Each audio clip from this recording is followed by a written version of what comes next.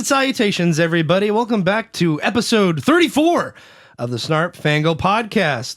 I am your host, Jake Metzger, your obsessive land party planning maniac, along with a man who is always spearheading the movement for a sequel to the 1994 miniature golf classic, Kirby's Dream Course. Ladies and gentlemen, David Reed. David, how are you doing today? Excellent. Glad to be here. Excellent. Good to hear. And our guest this week is someone who you've probably heard before. He's a man who has made payments on a PS5, collected all the Astro homies, and I can imagine he has a lot to say about Ghost of Yotai. Ladies and gentlemen, Frankie. What's up? How you doing? Doing all right. I am super freaking hyped for Ghost of Yotai. Yeah, it's Yotai. I figured out how to pronounce it. Actually, it's Yotai. Dang it! Why did you say it incorrectly? And I'm like, yes, that's the way to say it. I was just gonna let you have it, but the more I said it, the more it bugged me. So Yotai, Yotai. I googled it today. Like sensei. Right? Yeah, it's like the EI sensei at the end. Sensei. Yeah, so there's not like an Yotai. extra consonant in there, thankfully. Yeah. So, yeah. But yeah, Ghost of Yotai. We'll God, I'm so excited. So excited. You don't even understand. Mm-hmm. Ghost of Tsushima was my jam. It's probably as an adult, the only game that I've just deep dived into. Like I played every day for like 2, 3, 4 months. And as an adult, that feels really hard to do. Mm-hmm. It is. But I did it. And I love Ghost of Tsushima. There are some achievements I'm missing, but it is 100%. There's no side quests. There's no crickets. There's nothing left to do, including the DLC. Okay. That game is done. Nice. How long was the DLC, by the way? Couldn't tell you. Okay. No worries. They blurred together. It was just more, I got to be a samurai and slice things in pieces and cool stuff with fantastic scenery. Oh my God. It's so beautiful. Time was warped. There was no sense of reality. I genuinely love Ghost of Tsushima. Yeah. And I'm praying that Ghost of Yotai is going to be just fantastic as well. Hopefully it comes out. It'll be next year, I think, but I don't know if it'll definitely be in the latter half. I think it's definitely a fall next year kind of game. What do you think? I semi-predicted that Monster Hunter Wilds was going to be late February, because that's when Worlds launched. Yeah. Even though Rise was a fall title for Capcom. I think that Ghost of Yotai probably won't come out next year. You think it's going to get delayed, huh? Well, they say see you in 2025, but it's probably... Especially with GTA 6 coming out next year. Right. March 2026 might be a safe bet. Yeah. That's when Ghost of Tsushima came out, was March. Yeah. Hey, if it ain't broke, don't fix it. Exactly. It's a good release window. It's not crowded with holiday releases, coming into November, October, and December.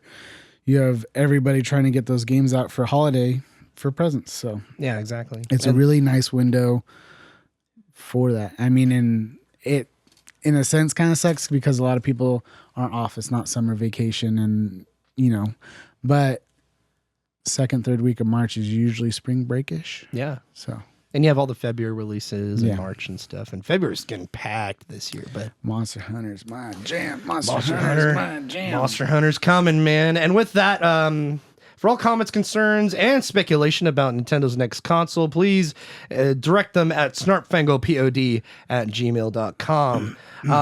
Let's continue this conversation. Let's continue this conversation, Frankie. Today, ladies and gentlemen, we are here to talk about video games and to have just a fun time hanging out. And I do have some places we'll go, but what have you been playing, Frankie? You said you're excited about Ghost. You played that a long time ago, the first one. But are you getting the urge to return to it now with the director's cut at all? I did actually buy the director's cut upgrade for PS5, and that's when I went back and knocked out the DLC. Okay. Yeah. Nice. Super love that game. If I had anything else to do other than running around, I would be in it right now. Yeah, I want to get it on PC. I saw it on sale for I think it was like $48, and I'm like, dude, that's a really good deal. Yeah. I didn't get it yet. I think I'm going to, because I have it on PS4, but I want to just wait, either get it on PC or get it when I eventually get a PS5. But yeah, we'll see. I definitely want to play it. It looks It looks very beautiful. It is a fantastic game. Fantastic.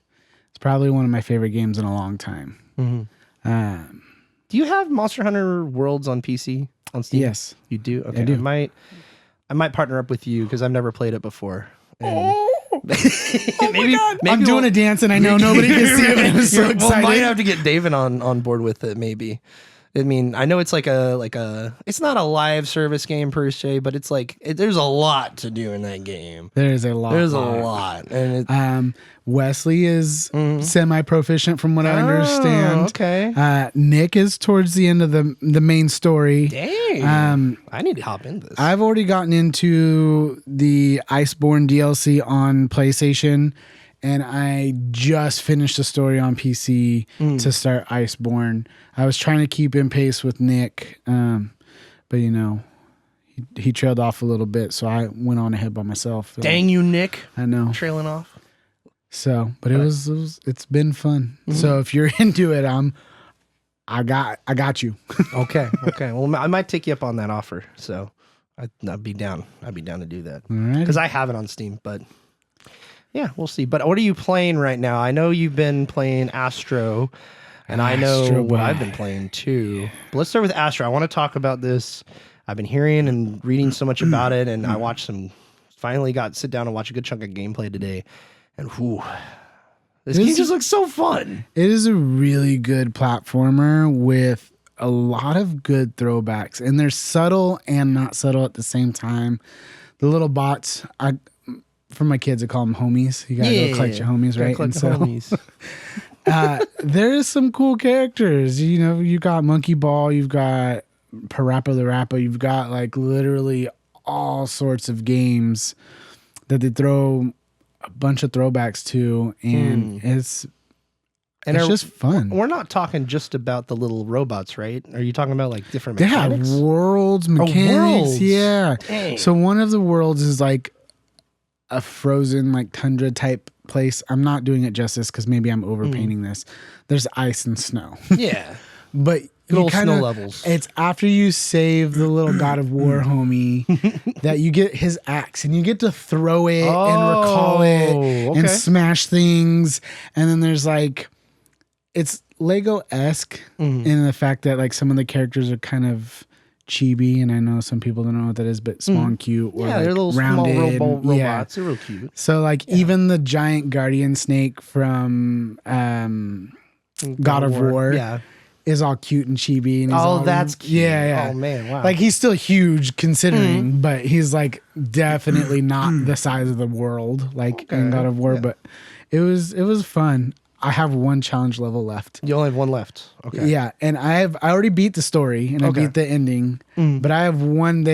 Starting in the second area, they start these challenge levels. Like the first one, I think is square, and so like all the levels are square themed. There's 4 of them, and then the next Nebula has triangle and then circle, or maybe I have those backwards, and then X is the last one. And there is one level, the last challenge level I cannot get, and then I would have all the homies, all the stuff's done. But it makes me rage because I tried for like 3 hours the other night to just beat it, and you get to the point where you're so frustrated that you're messing up more, which is making you more frustrated, you know, and so I had to step away. So I haven't played in like 2 weeks. Gotcha. Yeah. Well, once you hop back into it, you'll probably get it right away. Yeah. I just, need somebody to maybe pass the controller to for like 5 minutes cool down so I can get back into it. Because I did get pretty close. Like, you spent 3 hours on the one level. On one level. Wow. Riley was playing with me, my son, and he dipped out. And he was like, "Nah, I don't want to play this anymore. It's too hard."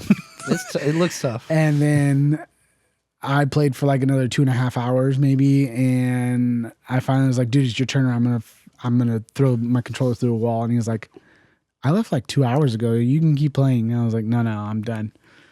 So yeah, it was fun, and I'm glad I beat it so that I can say it's done, because I'm notorious for not beating games. But that last level is just taunting me, and it keeps like, I'm gonna come back to it.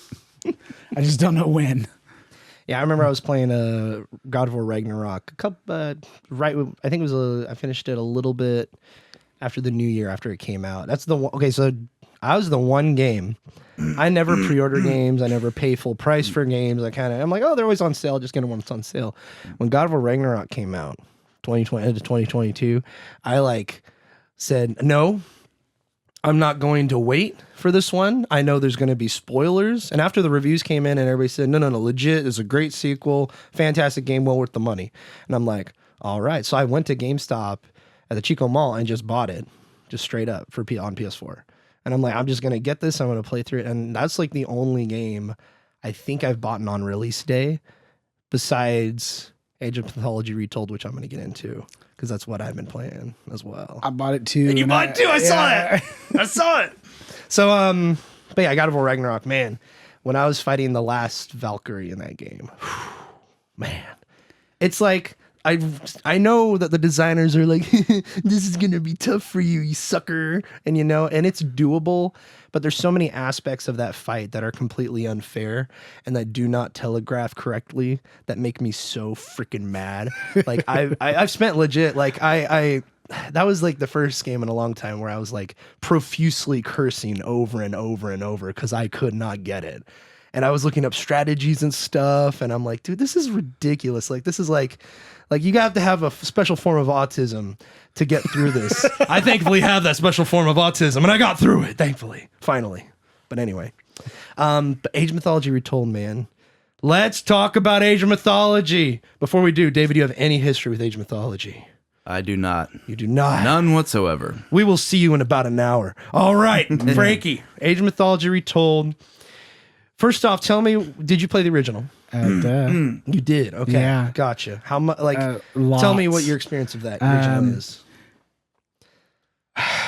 Like the computer it was on, where you were at in life. So, I had a friend back in the day. I'd go to his house like every weekend for 3/4 of the summer, and I remember his parents bought like a really expensive like Dell XPS back in the day. It was blue. Like it was like probably like $2,500, $3,000, like back in the early 2000s, right? Like this thing was a beast. And I remember bringing over, I think I had Command and Conquer and Total Annihilation, some other RTS games. And this is really before Steam. I think Steam was out during like my high school years, but it just wasn't popularized yet or right about that era. Yeah. Like it was just forming together, yeah. And so I had a lot of physical discs, and I don't remember which one of us got it first, but it was one of those games that you could play online. You know, you had to title your thing, then you have to lock your server with a password, and then you're like, oh yeah, my game's called this. Here's the password. Back in the day. And I know some games still do it that way, but like, especially if you're on PC. But man, I love so good. Rise of Nations, Age of Mythology, like the big, huge studios type games, ensemble. Those are all really, really good games. But Age of Mythology, I really liked. I liked being the Norse gods in Kronos. If you can get far enough, you can lock him, and he just is hurling magma. Yep. Oh man, yeah. My history with this game is I grew up playing it. Like this was the game I spent like thousands and thousands of hours playing on just the old office computer we had. I think it was like an HP something. And this was like, I think the game came out in like 01 and we got it in like 02 or something like that. And I think like Angela or Thad got it. And yeah, they got it and we played it on, I think Thad's computer first and then the office computer. And I'm talking countless hours into this game. And we had no internet. Like we had dial-up, I think, at one point, but we didn't play online at all. So it was all the single player campaign and just the random maps. And skirmishes. Skirmishes are your best. And the skirmishes, yeah. It's just, God, I poured so many. And even when I was so little that I didn't know how to like use the mouse correctly. So they would put me in the editor mode. Like Adelaide and Chelsea are like, oh, just go to the editor mode. And I'd go to the editor mode and it's just placing units on the map, and I would just place as many units as I could. They literally did to you what I did to my little brothers. Yeah. Here's a controller, but it's not plugged in. Yeah, yep. They're like, it's not complicated. It's way too complicated for you. So here's the editor. Right. And then I figured out how to change to make enemies in the editor. So I found out that menu is right there, and I can click player 1 to player 2 and then have them fight. And I'm like, whoa, this is so amazing. So I think I was like 5 years old when this all, like 5 or 6 years old. And I'm like, this is amazing. And then as I grew up, it was always there. Like, it was a recurring thing. Oh, yeah. Like, it was always on the computer, and the disc was always there, and we kept it for years. And it was just a beautiful thing, and it was amazing. And when I heard 2 years ago that they were remaking it, or remastering, or whatever have you, I was like freaking pumped. I was like so out of my mind. And I was like, this could be bad. This could be really bad. This is like the team that have remastered and remade all the Age of Empire games throughout the years and developed Age of Empire 4. So they have good pedigree. They know what they're doing. But I'm like, there's a chance. There's a chance it could be bad. I don't know. I'm not getting my hopes up.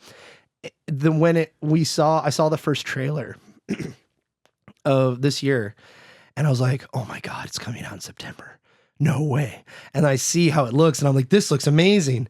And then as we get closer and closer, I hear that the early access comes out, and I'm like, I'm going to wait. I'm not going to do the early access. And everybody's like, dude, legit. This is like reliving your childhood, man. Like, this is awesome. And I was like, okay, I'm getting a little hyped now. And then by release date, all the reviews are in from early access, and it's all positive, mostly positive. And I'm like, okay, I'm down. And so I buy it. And I think I got it for like 25 somewhere on a website, and then I bought the soundtrack on Steam. And the remastered soundtrack, let me just say, first off, the original soundtrack, one of the greatest video game soundtracks ever. So good, so like great background music and just amazing. Love, like same with the Age of Empire games. The soundtrack is awesome. And then so you're curious about like how are they going to remake it? And they do. And they take a little liberty, but they basically stuck to the same formula. Yeah, and just left it as is. It's pretty true to the original game. Then they added a was it the god? extra god? Yeah. Yeah. Like not Heimdall, but it was yeah. I can't remember what Freyr or something. Or yeah. whatever, yeah. And I didn't buy the guy, but I hear it's just another god, and it's kind of just another Norse fella. So, just interesting. Totally bought it. You did? Oh, nice. Yeah, I have no idea who it is. I remember picking him when I played my first skirmish with it, but I couldn't tell you who it was. I do love them. I grew up in the era when RTS was big, and so like not just Age of Mythology hits home. It's it's a culmination of Rise of Nations, Command and Conquer. Empire Earth was totally an outlier, and it was so weird and cool at the same time, and it was clunky but good. Yeah, RTS games, man, they're my jam, and it's kind of sad because nobody else really wants to play them. Yeah, and so like you can only do skirmishes for so long. Yeah, and when you've played them enough and you are really good against computer on hard, it's just not fun. So. Like Supreme Commander. Supreme Commander is not fair. No. Above medium AI. I don't think the AI is fair above hard at all. Like it's ridiculous, even on hard. Easy is a challenge. Medium's relatively hard. Anything above that is insane. It's ridiculous. But it is a good game, and I think that's why. If you haven't played Planetary Annihilations. I have not. No. I think it's based kind of on the same premise and universe as Total Annihilation, but it's built more like Supreme Commander, and it's just literally you can pick solar systems, and then like depending on the system that you pick, you can start on like one planet out of the whole system, or they have multiple starting points. But then there's like moons and stuff. There's literal orbits, and you have to use an orbital launcher to send troops from one planet and land on another moon. What's his name called? Planetary Annihilation. Really? I was playing with two of my friends, and I was playing with Richie, and I was playing with our old roommate Doug. And Doug ended up on another planet. Me and Richard were kind of battling it out. And he was like, dude, I'm going to mess you up. And I was like, yeah, right. And he was like, oh, this guy over here is like totally, he's like, Doug was like, yeah, I'm going to build this Titan weapon, right? And it's literally a planetary thruster.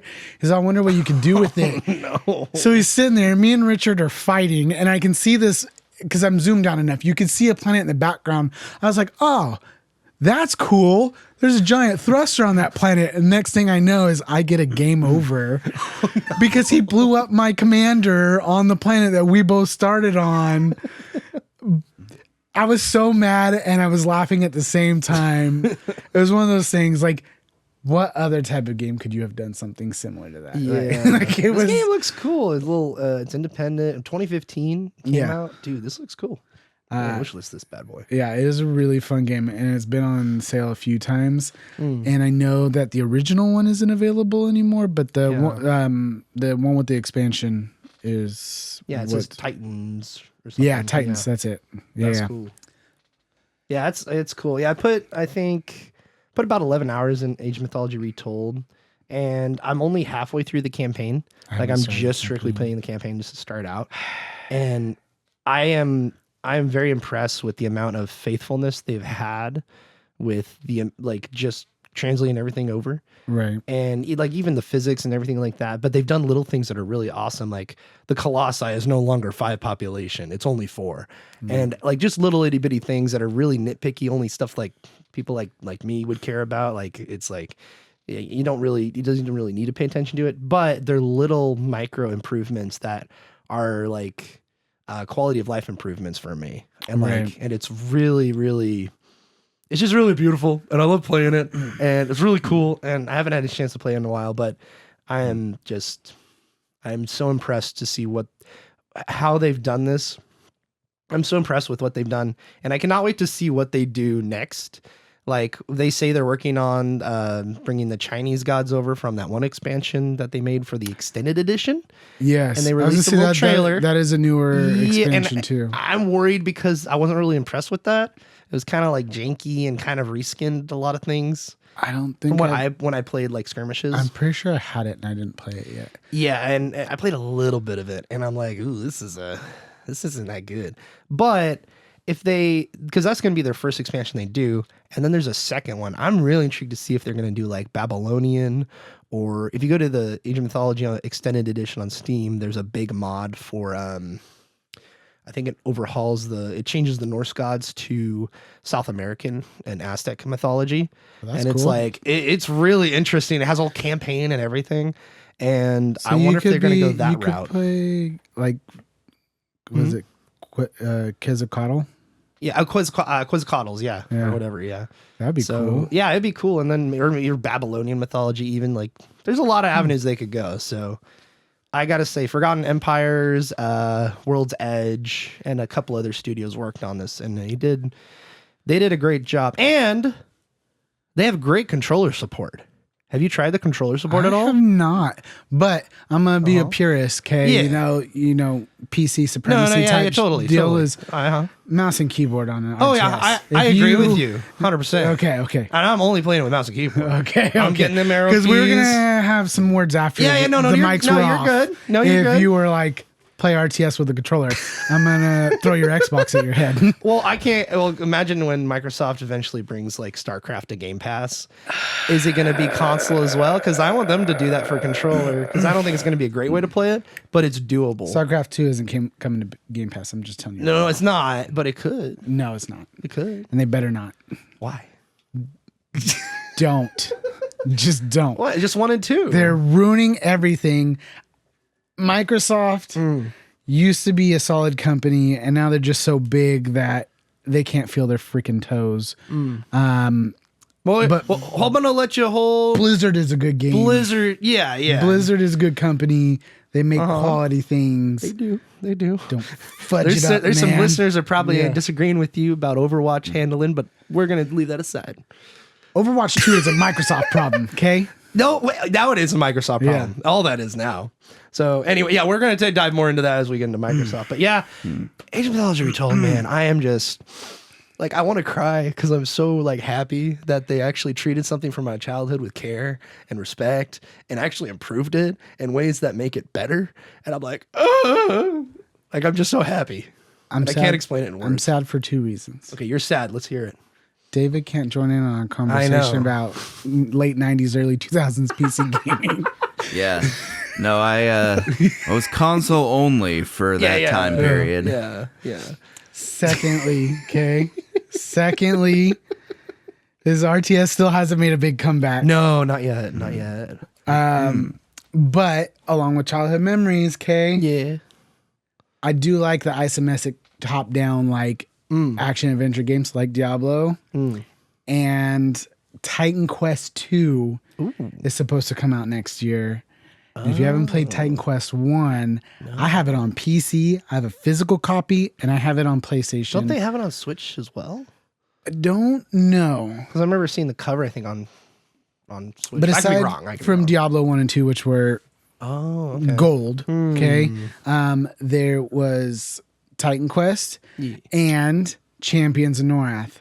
And I will cry until my eyes bleed if they were to ever release one again, because Champions of Norath did it so dang well. And 1 and 2 on the PS2 were just gold. And these were like games. Diablo likes, but single player. Yeah. Dang. I mean, you could have someone jump in and plug in another controller and multiplayer it, and it was just fantastic. And I champion this all the time on like Facebook and stuff, and someone finally told me that Sony doesn't actually own the rights to the EverQuest universe anymore, which is where that is set in, so it'll probably never come to fruition. But it is the most depressing thing I've ever heard when someone told me that, because really even if you were to, I'm pretty sure last time I looked online, Champions of Norath 2 was like $300 to buy a PS2 version. PS2? Jeez. Yeah, that's how good the game is. Like it's a collector's item, and it is a really good game. So sad. I'm gonna have to check that. So it was Titan Quest. Because I've seen the cover on Switch. They re-released it for that, I think. But I could be totally wrong. Because you said you have it on PS4, right? I have it on PS4 and PC. So that's probably the one. They probably already said on Switch or something like that. Who THQ? Remember they went under? Yeah. Okay, they were the owners of the IP, and then THQ Nordic bought them. Yeah, and it already had an expansion, and I think when they first bought them, they released a new expansion like relatively soon. And when they announced Titan Quest 2, they had announced another new expansion for this game that's like 15 years old. Yeah, because they did that with so good. What was it? Kingdoms of Amalur. They re-released that. They own that too. Yeah. And they really re-released that and then did an expansion to it. Yeah. It's like, this is interesting. Okay. You're putting money into this, but all right. Made me buy it again. Yeah. Totally worth my money. Yeah. It's like such a good game. Yeah, it's interesting. But I think you bring up an interesting point, because the return of real time and all that kind of stuff. I know that Baldur's Gate isn't that way, but you bringing up Titan Quest reminds me of that because of the top down and the co-op. I played Baldur's Gate 1 and 2. Yeah. Okay. All right. Yeah, they were good. Back on my very first like hodgepodge made PC. My friend's dad worked at a like a computer store. So he just had all these random parts, and I just pieced together a Frankenstein of a computer, and I slowly bought like a new graphics card back in the day and stuff. And nice. So, Baldur's Gate was your jam. Baldur's Gate was one of the few games that I had that I could also run on said hodgepodge computer, and it was a really good game. Baldur's Gate, that series included the Dark Alliance games, right? Yes, sir. So yeah, I actually played Dark Alliance 2, I believe it was, on the PS2, and that was my jam for a little while. That was a good game. Yeah. Then that was one of those isometric top-down action RPGs. Yes, very Diablo style. But boy, was it fun. Yeah. The best part about those and Baldur's Gate is they're set in the D&D universe, so got that good old Eldritch lore. Yep. All that good stuff. I didn't know you played the Dark Alliance games. Oh yeah. That's cool. Specifically Dark Alliance 2. I think Richard had it. Ah, yeah, He did. yeah, because Yes. Because he was really excited for the reboot of Dark Alliance until he found out it wasn't like the same as more of an RPG, and he was so upset about it. Yeah, I've never played the Dark Alliance games. Are they just like they're branch offs of Baldur's Gate? But are they more like action focused or? Yeah, they're more Diablo-esque. Oh, okay. In an easier way to understand. They're more Diablo-esque, and they were still 2-player, I think, right? Yes. Yeah. Well, like even Diablo 4 has kind of they have couch co-op now too. With the new Diablo 4, I believe there's couch co-op in there because you can play with a controller, and Yeah. I believe you can hook it up. And same thing with Baldur's Gate 3 now, which is really interesting. It's funny how those, it's and weird. that's not RTS, but Yeah. it's not action either. It's just strategy. But it's cool how it's cool. It's funny how because those. It's funny how that's kind of making a comeback in those kind of titles. You know.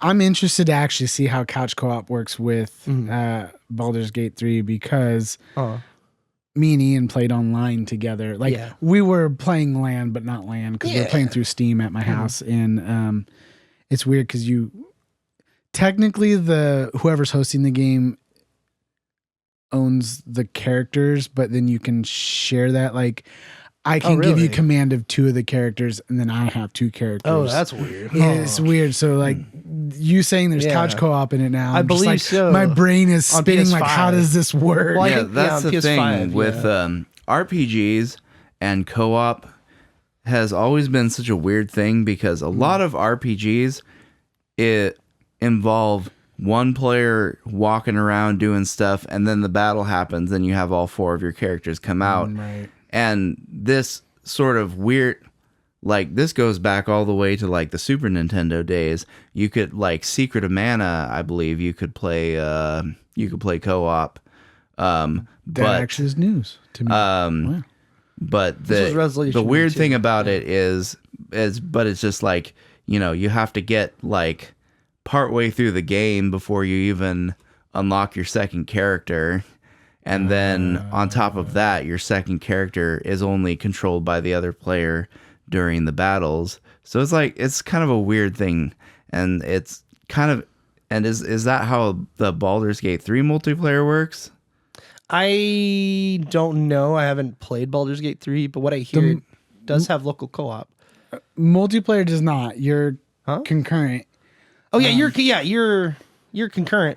But I think the way it works, like you ever played one of the more recent Lego games has that split screen thing where just like if you two go off screen, it splits and you guys can just it'll like form around like the line. Usually it's like horizontal or vertical, right? Normally, but in Baldur's Gate, I believe in the Lego games as well, it'll cut off the screen, but then it'll rotate depending on where you're at.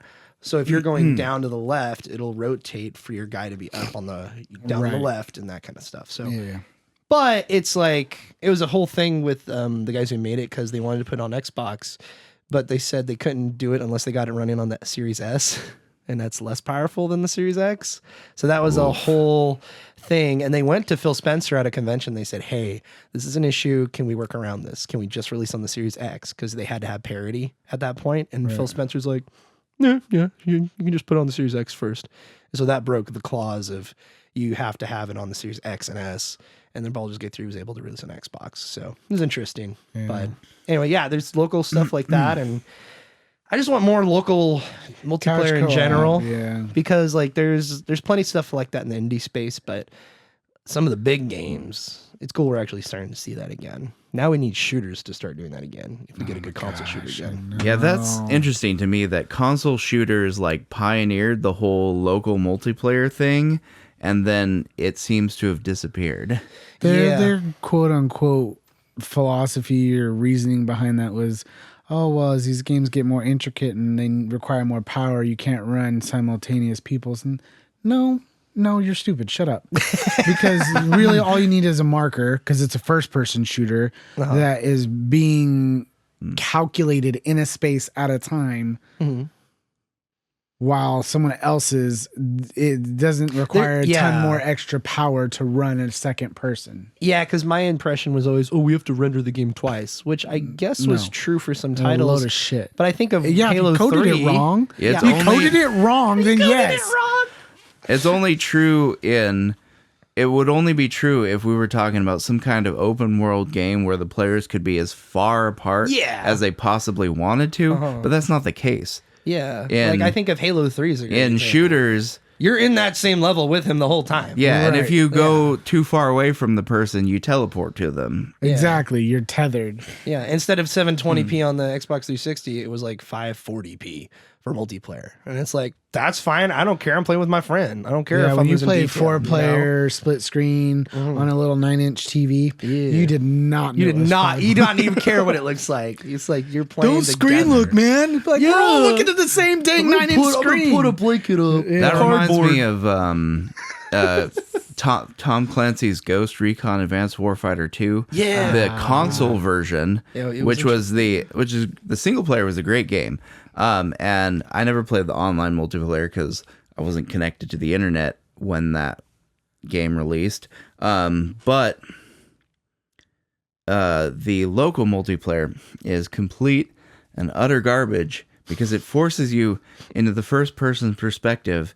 And for whatever reason, in the first person perspective, you're like a floating marker. You can't even see your gun. Yeah, you can't see the gun at all. They don't render the gun. That's annoying. So you have to guess what gun you're on. That was like one of the laziest things I think I've ever seen from a big budget title. And I'm just like, they completely turned me off of it. Thankfully, though, I rediscovered Ghost Recon Advanced Warfighter 2, found the PC port of it, which is actually a different game. Completely but different. It's way better. And it's way better, yeah. Yeah. And we've actually played it on some of the LAN computers. It's really cool. It's really fun, a little tactical, and you're going in there destroying, blowing up tanks and stuff. It's fun. Okay. You're going south of the border, you find cartels. Good stuff. Same-ish era Far Cry, like 2 and 3, as well as like Time Splitters, right? Okay. You used to be able to like build your maps, and they had the like memory bar, so like you couldn't have too many assets. Yeah, like in Forge and stuff. Yeah, and different things like bigger, larger objects, like a giant jumbo plane that crashed in the trees or whatever, right? As an example, was more memory than say like a single bush or a shrub. Yeah. Okay.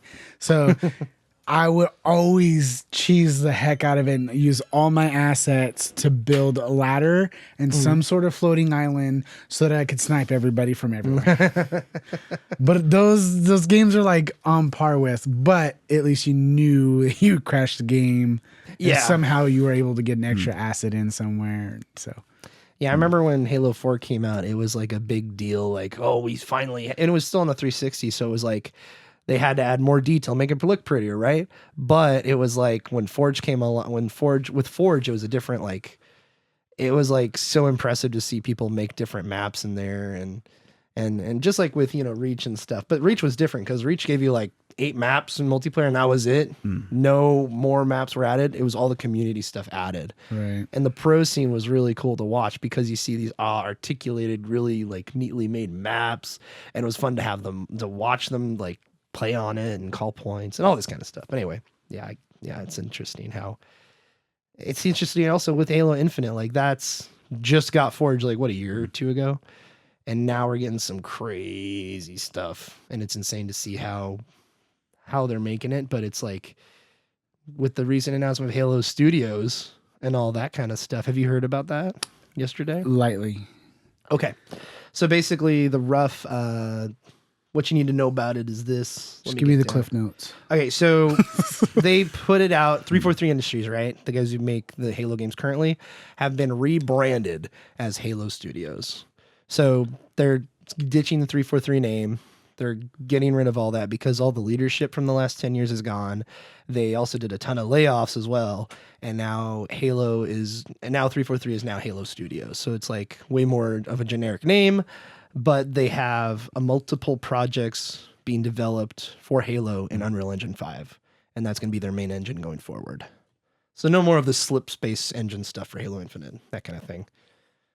All I can think about is how cocky of a studio to rename themselves for a title that another studio actually developed and made and brought to life. Yeah.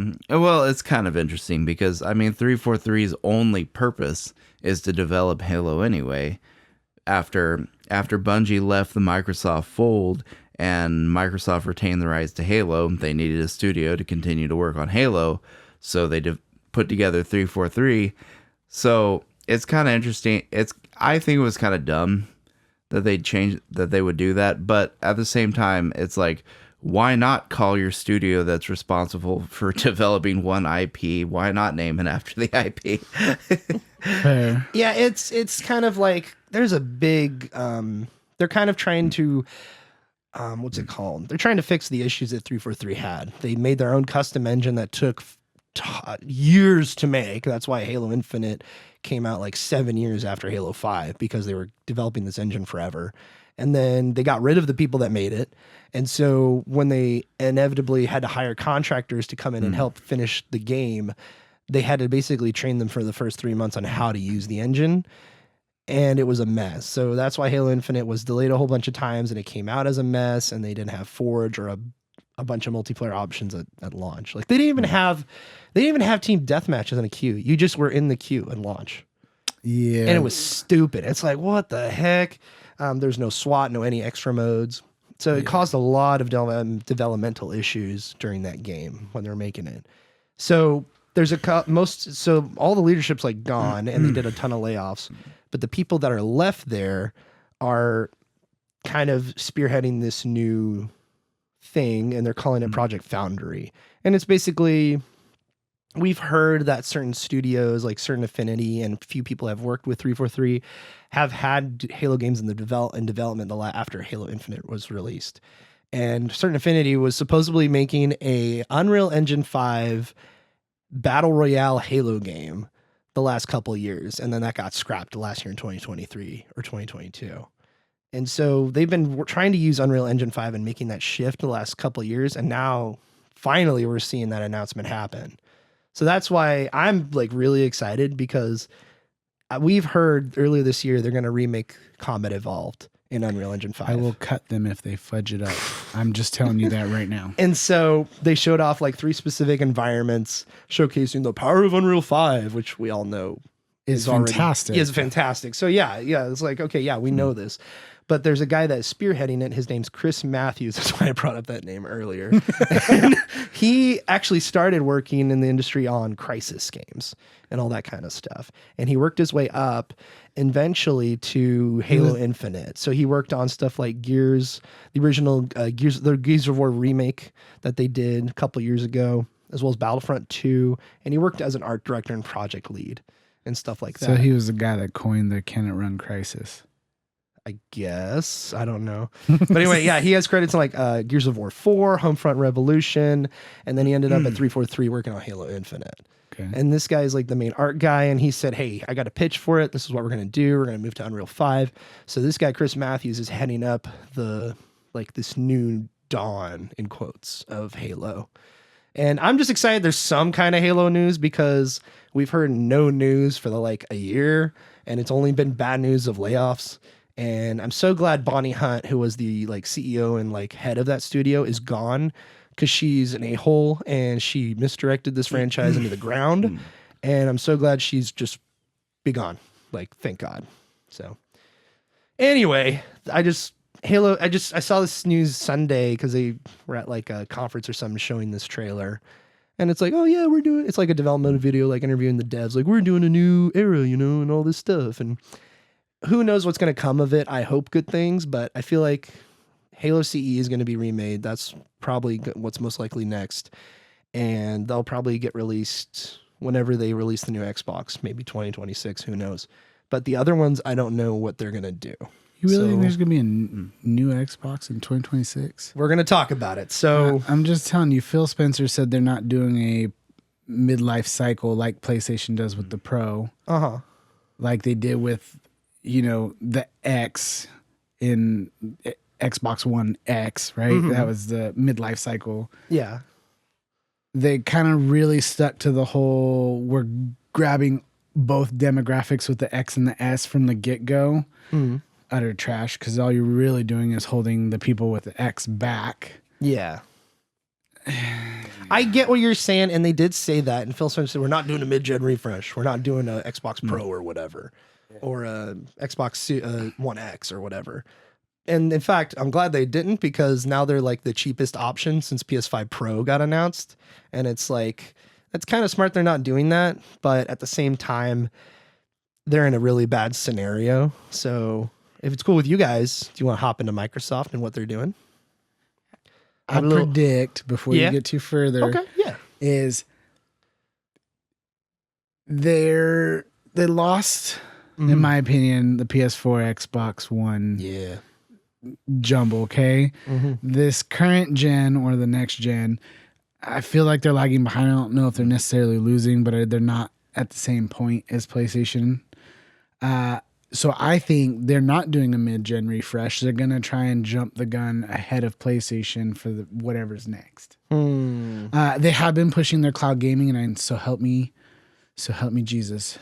Someone's going to get punched if they try and sell you a stupid console that is a stream box. I will kick someone in the gosh darn neck if that's what this next You don't want them to generation sell a little Xbox Roku with a controller? No, I will punch someone really freaking hard in the neck.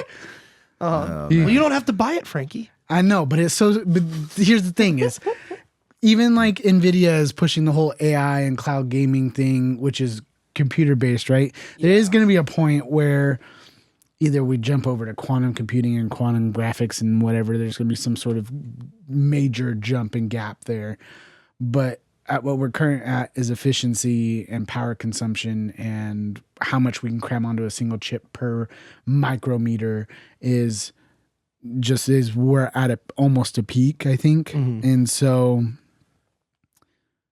that is the next evolution. And just, I like a physical game or having a library and not having to be logged in until the world is Pandora, and everything can, hook in with your little hair With thing. your little Neuralink. Yeah. Don't put that on there. Just don't. Yeah. And it's going to drive me freaking nuts. Yeah. Well, if I may, I'll read this thing from Windows Central, written by the really great Jez Corden. Shout out to him. The headline says, it's a quote. It says, "We're building plans for the 25th anniversary of Halo and Xbox," Microsoft confirms in a new interview. "We have such a rich heritage, you have to celebrate that." So yeah, whatever, corporate speak. But basically what you need to know is recently Microsoft conducted a new interview with Licensed Global magazine, which revolved around the merchandising of Halo.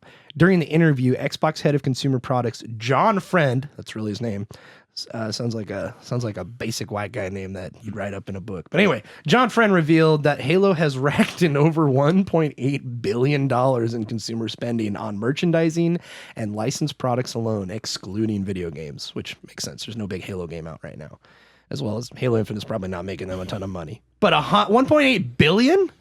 Holy crap. Two more things, and then we'll talk about it. Elsewhere in the piece, John Friend confirmed that Microsoft is planning some sort of 25th anniversary event for Xbox and Halo, which share a birthday. Xbox's 25th anniversary would fall on November 15th, 2026, which would be interesting. It says, Jez writes here, which would be an interesting time to launch a new console generation. No? Not even close. That's going to be a new game. New game. Yeah, that's what I'm thinking too. But what do you guys think of this? Frankie, what do you think? Microsoft is such a bad place right now. Yeah, it's left such a soggy gym sock flavor in my mouth, to be honest. Because like I have good old memories. You know what I mean? Like Age of Mythology, Rise of Nations, I have good memories of Microsoft, and lately it's just been, I mean, I was a PS2 kid and I had an Xbox. You know what I mean? Like I've gone back and forth, but like overall, I would say I've genuinely loved my PlayStation more than I've loved any of my Xboxes. And it's just where I tend to sit. I bought an Xbox One X, right? And I tried to give it the old gung-ho 1-2 try. I got Game Pass. I just couldn't get behind it. I hated the Windows 8 UI. And they just are a series of bad decisions. And the only thing saving them is they're just huge and they have a ton of money. And they can hemorrhage money and not even be phased. Yeah, I mean, they spent like, what was it, 70? It says, I think it was the final number for Activision Blizzard after they purchased them was $75.4 billion. Yeah. The B. And it's like, holy crap, that is a freaking insane amount of money. It's like the biggest purchase or entertainment purchase ever Right. in the history of the earth.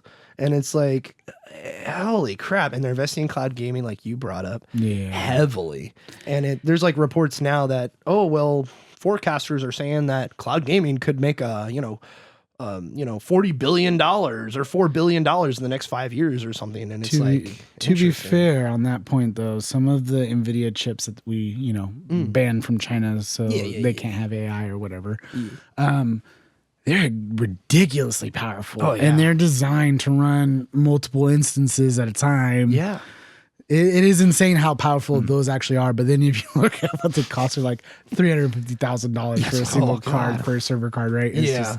It's crazy. Yeah, NVIDIA's making bank. Yeah, oh, for sure. But it's just, don't go there. Just not quite yet. It's not that time. Yeah. But I didn't want to stray too far from Halo Okay. and Xbox. Okay. I know I'm going to get flack for this. Okay. The Halo series on Paramount. Oh, man, here we go, David.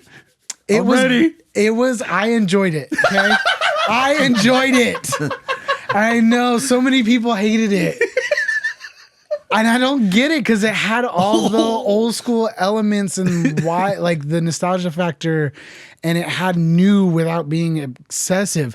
If some of the stuff that people were complaining about, I hated more in Halo Infinite and Halo 4 than in the actual show. They're the same elements they added, the same type of over the top, the same changes. We changed from the old school Halo to now, right? In my mind, they're almost parallel to the changes they made in the old games and the new games as the show did from original lore to current lore. But I think it was done better in the show. So you're saying that the lore they added, starting with like 4, for example, Right. was better in the show versus the games. Yes. Interesting. Okay. And season 2 was good. And I heard season 2 was good too. Season 2 was really good. Yeah. I liked season 1 because it was just, to be fair, it was a lot of nostalgia pop-ups. It was like, oh, here's Halo. Oh, here's Halo. Oh, this is Halo. Oh, this is Halo. But I enjoyed it. It wasn't bad, and I did want to see more. Then 2 hit, and 2 was really good. So it cemented that I really liked it. And I know it got review bombed like crazy. The fans were ravaged, man. Man, it was good.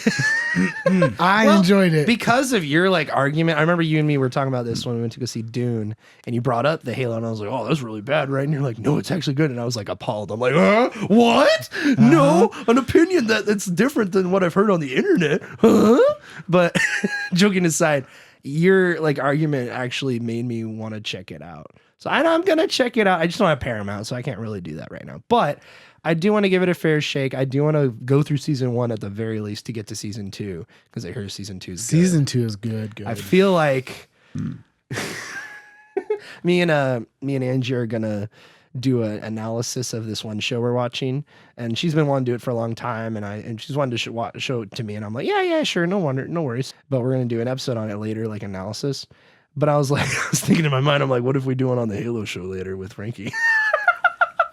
There you Peak go. analysis. One of the most amazing Netflix shows in the history of Netflix, to arguably a pretty great Paramount show compared to what's already on Paramount. Right. Paramount was very limited, and it has. It's only been around for 2 years. I mean, to be fair, they shifted from Paramount. What was it before? Oh, what was it? It was like what was it? It was like not Mount. It was like Universal something. No, what was it?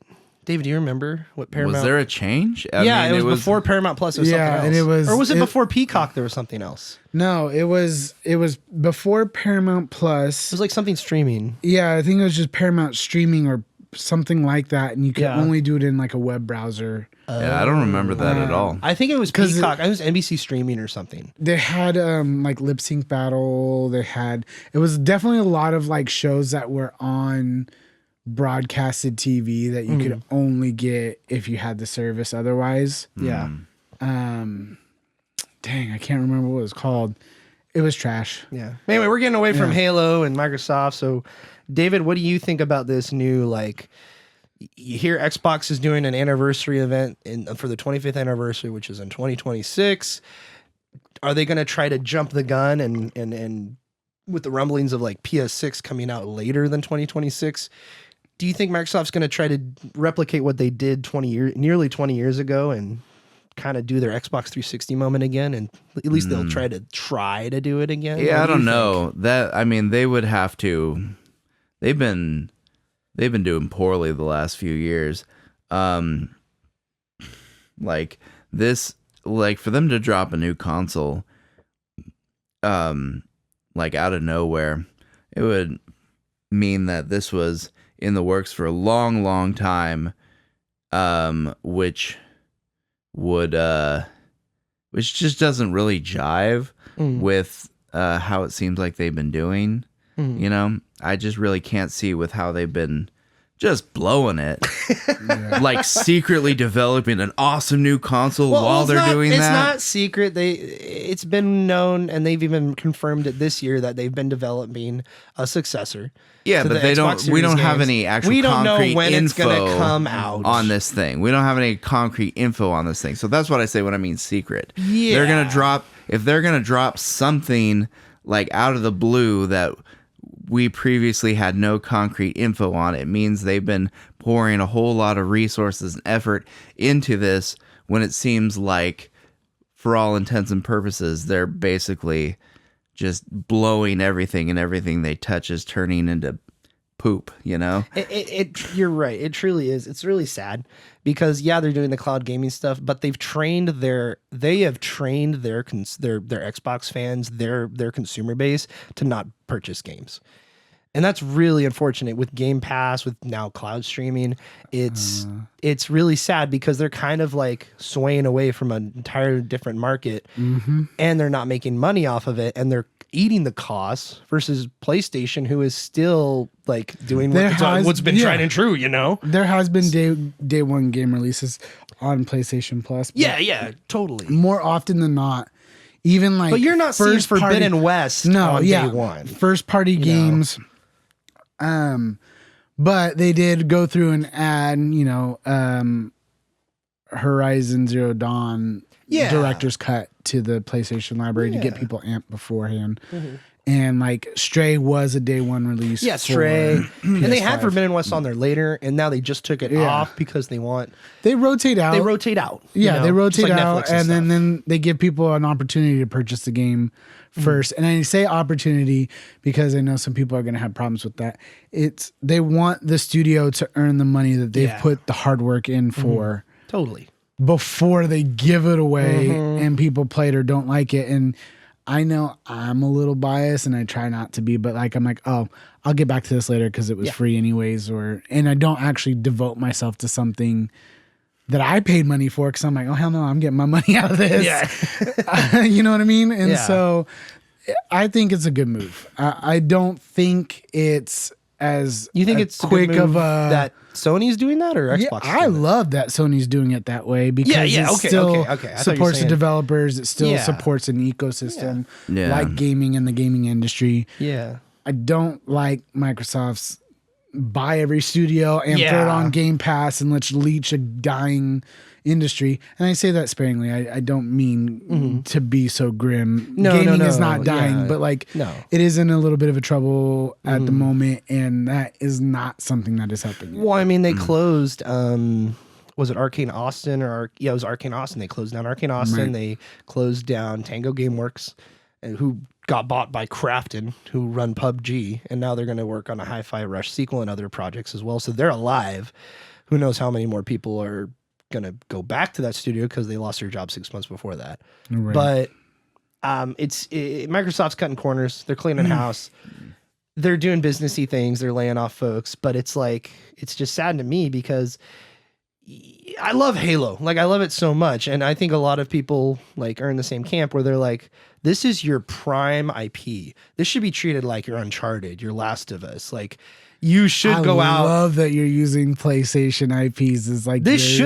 Legit. Halo should be their Last of Us or And I think they've tried to do that. They've tried to do a movie on it back in the Xbox One reveal where they're like, here's Steven Spielberg making a Halo movie, which never happens. Yep. Or Peter Jackson's going to produce it and all this crap. There's like 2 or 3 different Halo series on Amazon. What? Yeah. They also had like a 3D animated series, I think, on Paramount. It was not as... The only other Halo show I remember was like a little mini series they did was... Bring like back an Red Rose anime. Blue. The anime, which was Halo Legends, which Halo was Legends. dope. Yeah. Super cool. Yeah, I remember that. The anime like mini like montage series they did. Yeah. And then you had Forward Unto Dawn live action, which did a pretty decent job, I think. Like bringing that like synergy that we see nowadays with like, oh, there's a Last of Us game remastered part 2 because Last of Us season 2 is going to come out. So let's do that and let's release that, you know? Like Forward Unto Dawn did a pretty good job at that. But back to Halo, you need more care into this IP. The Halo show on Paramount was an attempt, but I feel like there's way more people that were disappointed that they didn't stick to the strict lore of the games, and that tuned a lot of people out. And as a result, after season 2, there's going to be no more, unfortunately. I think It's very sad because season 2 is phenomenal. I think the fundamental problem here is, and I think we kind of discussed this a little bit when we did us two did our episode. You guys did a good job, by the way. It was fun to listen to you guys talk about that. Is game, like, you should be putting out games that people want to go out and drop $60 on. Mm-hmm. That should be the business model for these large companies and their big flagship titles. And unfortunately, Microsoft doesn't seem to get that right now. Well, they're trying to do it in a different format and shake up the industry forcibly, like literally give it a shake, which is when they announced Game Pass. I'm like, oh, this could be a big turnaround for Xbox. I remember when that was, I think 2018, they announced it. And Sea of Thieves was day one on Game Pass and going forward. And all So this Yeah, stuff. that's the problem. When it launched, it was a really cool concept. It was a cool concept. I remember just being that old man in the corner, like stick in the mud with like all the guys, right? And when they'd hang out, we'd be like, oh, well, I only play it if it's on Game Pass because it's free. And I'm just like, you need to support developers. Yeah. And you need to do this. And they're like, what are you talking about, Mo? It's my money. Exactly. They're just like, why would I even waste money on that? I'm like, because eventually that studio is not going to be around if you're not paying for it. And I can't imagine that Microsoft is paying them fair compensation. Granted, it is a more stable compensation than if we release a game and say you only sell 200,000 copies versus 5 million copies.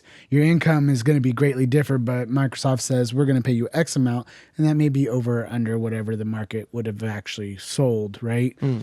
But I can't imagine them adding all these games and paying a premium to have them on Game Pass. Yeah. Do you guys know how Minecraft the game works nowadays? Where in terms of you boot up Minecraft, say on your computer, it has the store and it's user generated and made content that people sell on there, and Microsoft takes a cut of it and the majority of it, and that's how they're keeping that game alive with user Bedrock on specifically. Like you can play with your friends on PS5, PS4, all the Xbox consoles and PC and Switch, and they all have access to this store. Kind of like the Creation Club that Bethesda tried to implement, but this is like a successful version of that. I think it's interesting because you see Bethesda still trying to do that, and now that Microsoft owns them, it'd be awesome to, not awesome, but it'd be interesting to see them kind of do that for those things. And I know in the gaming circles that's been discussed, but that doesn't work for every single game. Yeah, the the Minecraft problem- model doesn't work for State of Decay or Skyrim, or not Elder Scrolls 6 when it eventually comes out. Like that's not really going to problem work. with that is, you know, to keep bringing Bethesda in money. games came out on PC where there was a strong mod community, and they're trying to implement that on consoles, which is a cool idea. Yeah. But then you're forcing a little bit more of the console variant on PC gamers, and they're like, oh, well, we they have don't the want Creation any of Club. And you're that. like, bro. Yeah, bro. Timmy down the street just made the coolest mod ever, and he changed all the icons. And I didn't even have to go Skyrim's through, a tropical island now, bro. Yeah, you didn't have to do anything with anybody else, and I didn't have to pay for it. Yeah, and it's the it's modding just sad. the modding community on Skyrim was born out of a love for the game, and you just can't monetize that in the same way you can monetize fleecing gullible parents by advertising Minecraft content to kids. Or Minecraft coins, like you can buy to purchase this content. You know? I have another kid ask me for V-Bucks. They're getting punched in the neck. I'm just saying. But yeah, it's like, and you see it also with Sony. Sony's trying to do this with all their live service stuff they're trying to push out. You saw Concord, which was like this Overwatch clone that came out. Yeah. That was a failure. And it was just really just sad that you had that get greenlit and pushed through and all this money. And it turns out, I don't know if you heard about this, but when they were pitching Concord to Sony, they already invested and had investors invest like $200 million already. Then Sony bought the company, and then they put another $200 million from Sony into that game. And it was pitched that it was going to be the future of PlayStation, that this game was going to be the new Star Wars for PlayStation and all this kind of crap. It's all corporate speak that's pitching to this company. And there's also a thing about like, hey, we can't criticize the game. We can't say bad things about it because we want it to succeed. And they're already investing everything into us. So we need to just keep it good relations. Right. But the game comes out, $40, nobody buys it. And it's also not a very good game. And then they take it down and shut it off and it's a write-off. At least that's assumedly what it's going to be. But it's like, you guys greenlit Concord, but you canceled Last of Us Factions? Excuse me? Your premier IP multiplayer game that was looks awesome? Okay. Excuse me? This is I'm sorry, I'm just so mad at them. Twofold problem on that one from my perspective is games as a service, live game service games. We're not there yet. I think they're going to keep chipping away at this until cloud gaming is a prominent console versus an actual console or PC. When we get to that point, right? I think that's when games as a service is going to be a real thing and it's going to be popular. Right now, people can't justify being nickeled and dimed. And I think we did for a little bit. We did. Yeah. And people are like, I think that was the sucks. defining thing out of that PS4 and Xbox One generation was the live service is now going forward. But now, the way the world is, that's not really being a sustainable way for people to keep spending their money on. And I know we touched this when we talked about it. Charge me $79.99. Charge me $89.99. Charge me $100 if you want. Charge me $100, but you better give me the full dang game and it better be good. Yeah. And I know you have great ideas because this is your damn job, but don't say it's free or $10 and then nickel and dime me for 10 times more than what I would have paid if you just charged me $100 per game. Yeah, it's like Plants vs. Zombies 2 was the first time I realized this. Like I'm like, it's free? Awesome. So I download it on my phone and I'm playing it and I'm like, this is really fun. 99 and cents then you is get easy to a spend point real where quick. you're like, oh man, like this, all the great stuff is locked behind these gems. And then you know, so on and so forth, make you spend money. And now you have all this like mobile and corporate speak translating to this stuff. And that's what live service was. Right. And now it's kind of only the big dogs are left. You have Fortnite, maybe Apex. And all the other stuff falls away. Yeah, but see, they're not. Fortnite doesn't hide their stuff. Here's one more thing. paywall. One more point I want to bring up because the premium service model works. Like Concord tried it, failed, but Monster Hunter Worlds gave you a good game with extra content, extra support. K2, which I know you played, has that same format. And they provided and updated the game and gave care to the players and kept them coming back. Well, that's where you add the DLC. You add an extra area. You add more lore. You add more to the game itself, not a skin. And those games were great on Game Pass. And were great on live, like streaming the memberships and all that. Right. But it's coming to a point where it's kind of like time is the currency. It's not money anymore. It is money, but for sure. But it's a lot of time as well. Right. Like I don't go back to Fortnite anymore because I'm like, I don't want to spend 75 hours going through this battle pass for $10. Like, yeah, sure, that's content and I get to hang with friends and talk on a mic and play the game. But I want to go play Age of Mythology. I want to play Space Marine 2. These games look awesome and super fun. You're talking to the guy who literally did not play Fortnite. My kids play. I do not. At all. No. I don't play Minecraft. I don't play.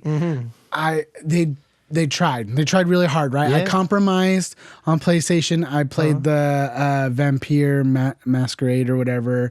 It was a like a battle royale of like vampires and like really it Oh, was yeah, really yeah, cool. yeah. The concept was really cool. I didn't play But very you're not much. playing a battle royale I don't games play outside of that. Apex. I don't Yeah. I don't play freemium games. Charge me a real dollar amount. A lot or a little, I don't care, but charge me a game and give me a game. Don't say it's free and then nickel and dime the shit out of me. It actually makes me really mad. Yeah, and that's kind of the problem too, is the success on the games industry for most of its lifespan has been built on consumer trust in the studios putting out products that people want to buy.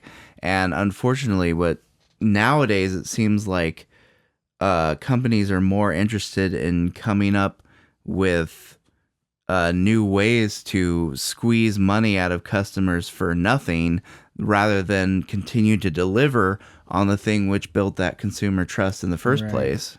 And it's really sad because I think Sony kind of has faltered in this a lot, because you saw like the CEO, Jim Ryan, who's now out.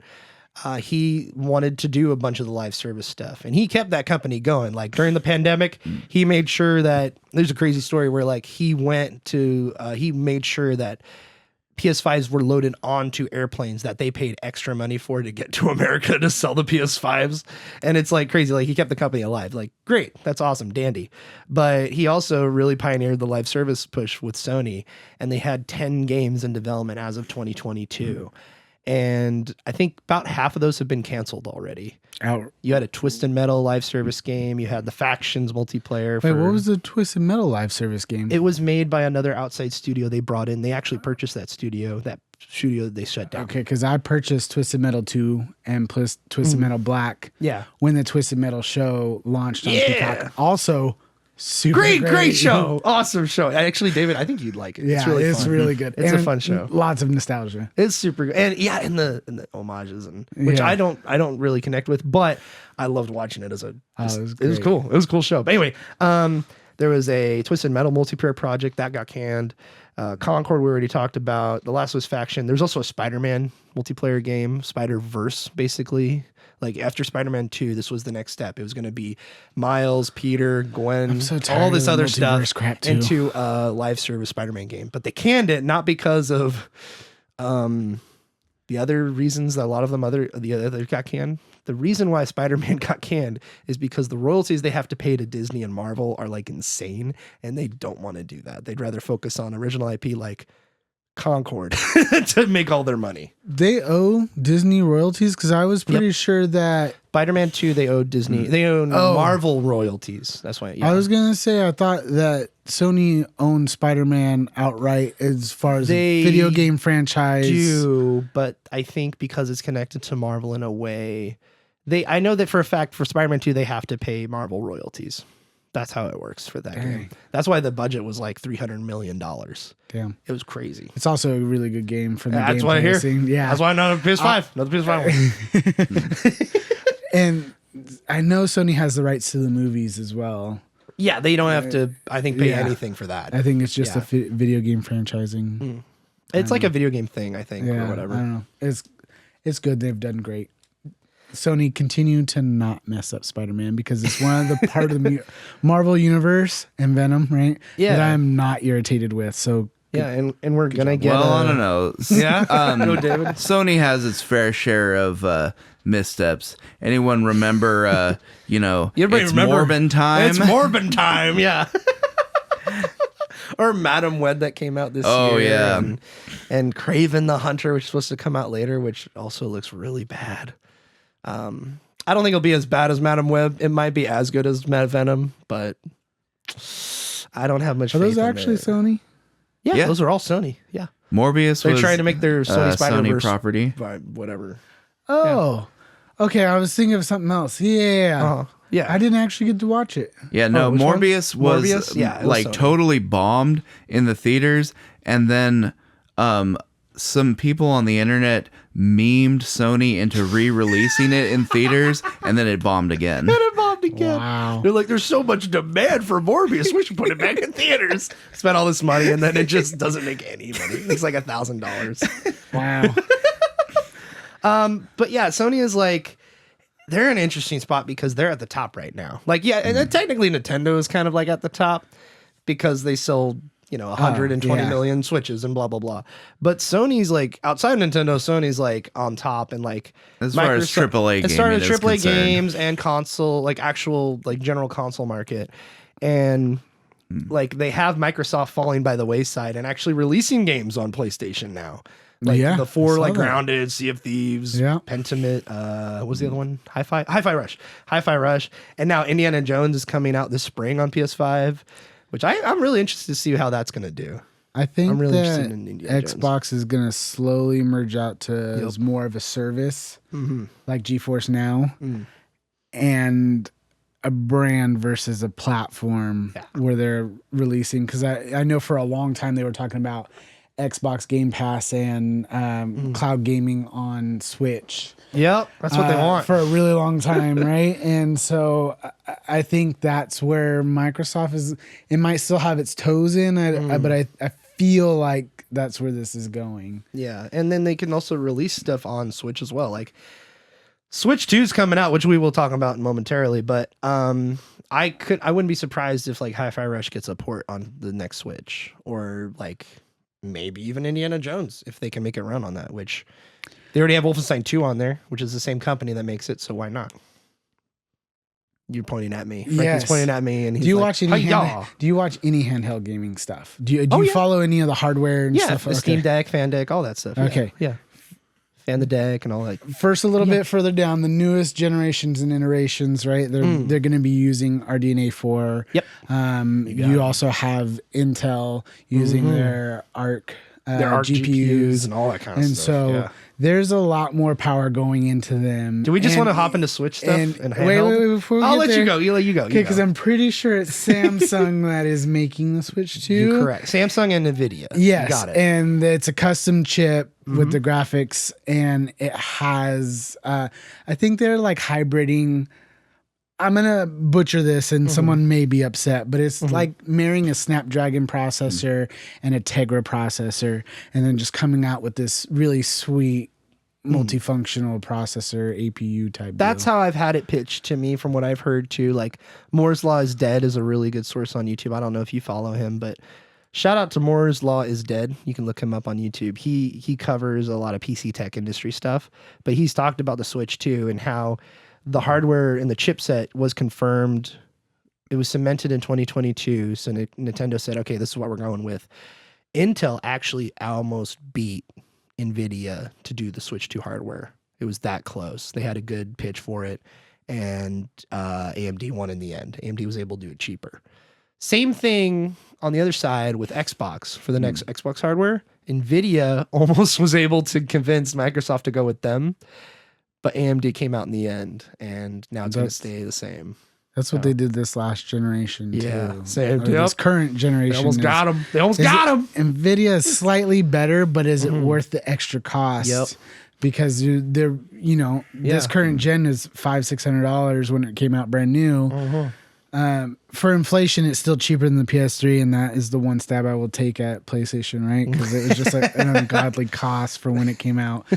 But that's what they're trying to balance so that more consumers can afford these, because $500 is easier for the average Joe to save for and buy versus a $700 console, PS4 Pro stab K, and you still have to buy the disc. But you mean PS5 Pro? Sorry, yeah, that's what sorry. It's been a long day. It's okay. It's okay. And so it's one of those things, and you got Sony or Microsoft or whoever, right? A console company.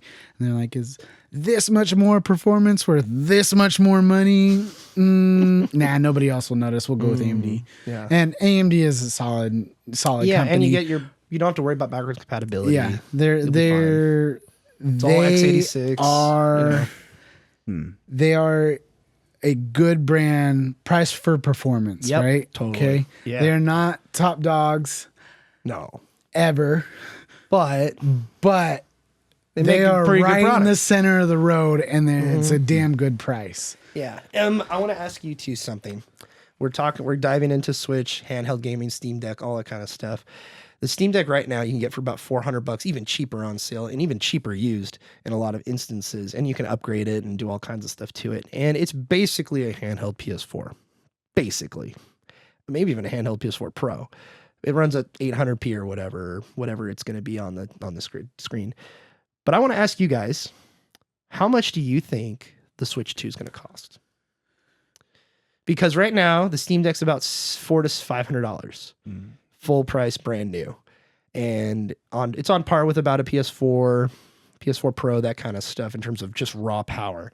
People are theorizing that the new Switch, which is confirmed by various sources, shout out to Moore's Law's Dead, he has a ton of insider people that reach out to him. It's going to have 12 gigs of RAM.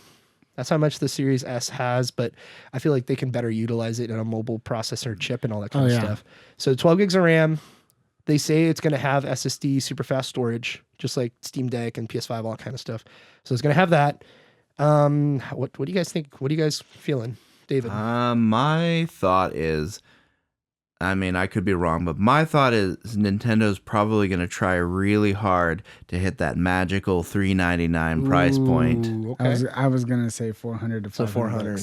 Right. And I think generally you either make no money or take a slight loss on the console so you can get it in their hands. Where you make up your money is on the software, the games, the controllers, especially when it comes to Nintendo, right? With my God. The it's horrible. accessories. Dude, $80 for Joy-Cons? What the heck? But just like how many people had, 57 pairs of nunchucks for the Wii, and then like all those stupid little steering wheel and all the other additional that's where Nintendo will make its money, is all the extra stuff. Now I will say that the Switch, sorry, I was gonna say Steam Deck, brain fart, didn't have a ton of accessories. Not that it had zero. And then they licensed out their dock to third parties, so you can't even get an original Nintendo dock anymore. You have to get a third-party dock. Oh, really? Yes. Wow. I mean, you can buy a refurbished one or... but it's really hard to buy a dock. Yeah, a Nintendo branded, made by Nintendo dock. You can get third-party and you can get licensed ones, but it is almost like my dock. I wanted a second one for my room like 3 to 4 months ago. I just went to go buy one and I cannot find one. Interesting. And if I found one, it was on eBay and it was $130. Oh my What the God. hell? I'm paying $130 for a Nintendo brand dock. I just bought a cheap $20 one from I don't know what brand. Just the generic ones. Yeah, interesting. So, I have a dock actually. It's like a charging brick. It has an HDMI out, so I can just plug in the USB-C to C and the Switch or my Steam Deck, and then plug the HDMI to the TV, and it works. And it has USB out port, so I can plug in a controller. It's pretty interesting. But anyway, 400 sounds right. I think I agree with you guys. I think that's where they're gonna head. And I think it's gonna be interesting because it was reported here. I think Eurogamer first talked about it, but VGC here, I pulled them up. They had an update back here this February. Because a lot of people and analysts are going to be like, oh, we could probably see the next Nintendo console in late 2024. And it's late 2024, so we're not seeing it. And I always thought when I heard that last year in 2023, there's like, oh, late 24. I'm like, yeah, right. They're going to do a March release like they do with the first Switch, and they're just going to find a year that works. And I feel like 2025 is going to be that year. And that was confirmed to me come February of this year, saying, and this was the update to the article they wrote, saying like, there's rumors that they're going to push it. That Nintendo's talking to partners, they're going to push it. It says here, since publishing the story, VGC has heard from multiple sources who said Nintendo has told publishers its next console will not launch in Q1 2025. According to the sources, third-party game companies were recently briefed on an internal delay in Nintendo's next-gen launch timing from late 2024 to early the following year. One publishing source suggested that the delay was so that Nintendo could prepare stronger first-party software for the console. That's BS, in my opinion. It's possible the next-gen Nintendo console will now follow a similar timeline to the Switch, which was released in March but announced the prior year. VGC has asked Nintendo for comment on the story. They never confirmed. Eurogamer reached out to them and Bloomberg, which means Jason Schreier is caught wind of it as well. So they all confirmed, basically the expectation is Q1 2025. Now, correct me if I'm wrong, you guys. Q1 2025 means March or later, right? Q1 is February, March, April. Okay, February, March, April. Okay, cool. Gotcha. So I think it's pretty obvious we're going to see it in March, but there's also a bunch of people saying, no, they're going to push it again. It's going to be in fall of 2025. It's going to be in the beginning of 2026. I'm like, look, how many game delays, how many console delays do Yeah. you get from Nintendo in its history? Just stop and pause. Very rare, I think, Yeah, right? exactly. Yeah. They set a goal and they hit that thing almost every time. Yeah, I unless mean- it gets just completely scratched. That is unless it's the virtual boy, yeah. you know. That is their it is literally do or die for them. Like, we make it by this deadline or it doesn't go. What do you think, David?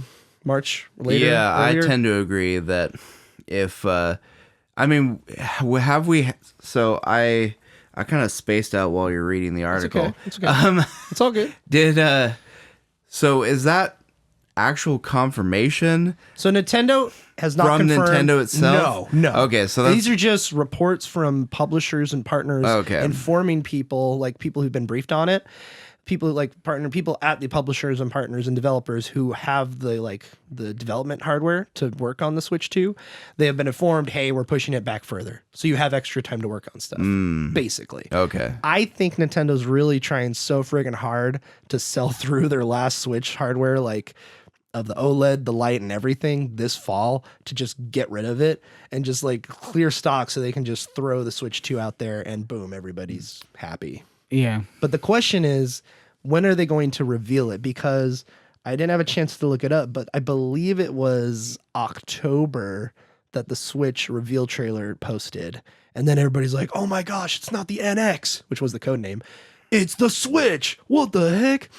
I don't think that's going to happen in October because they want to sell through stuff. Yeah. Because they were desperate to get past the Wii U, so they put it as early as they could. Yeah. Feasibly, you know. But what do you guys think? Like, are we going to see a reveal trailer come Christmas time? Like, you open your brand new OLED on Christmas Day, and then boom, Nintendo on the 26th is like, brand new Switch coming out March.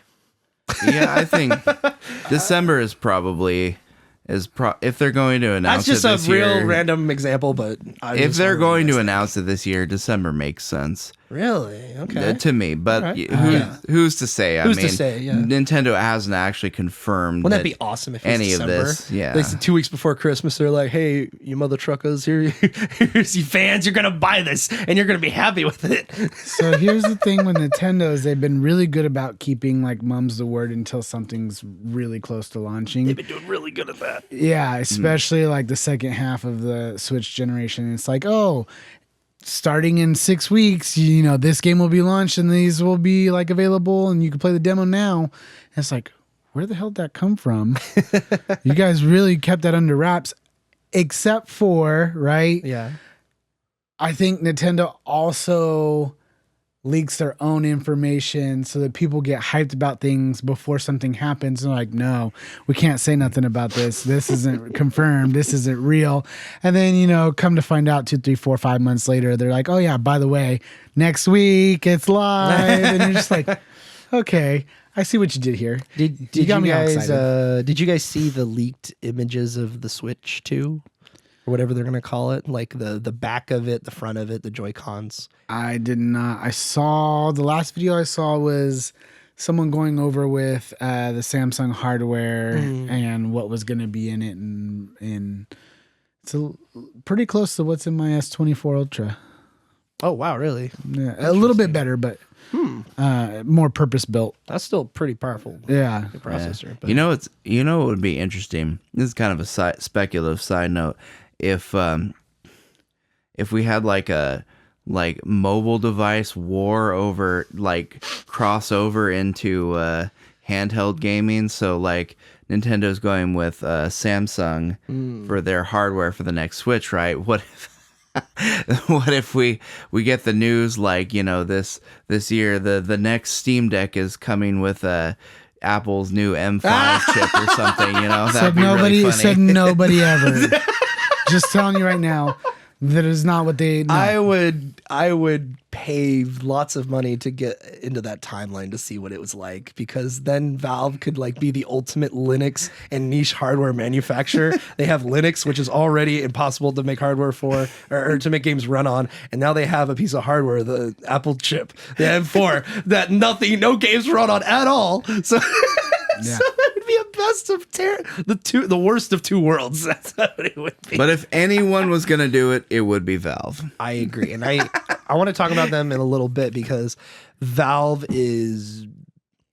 they've shown that they can make go for it. They've made a really decent competitor to the Switch, I think, and with their fan base on Steam and also just around the world in general, and the use case of it, I think they have a great chance to really snatch a big market share from Nintendo. They already are trying, and they've already succeeded. I think with it's almost a different market in general, but I feel like they're going to be a big player in the next couple of years, especially with the Steam Deck.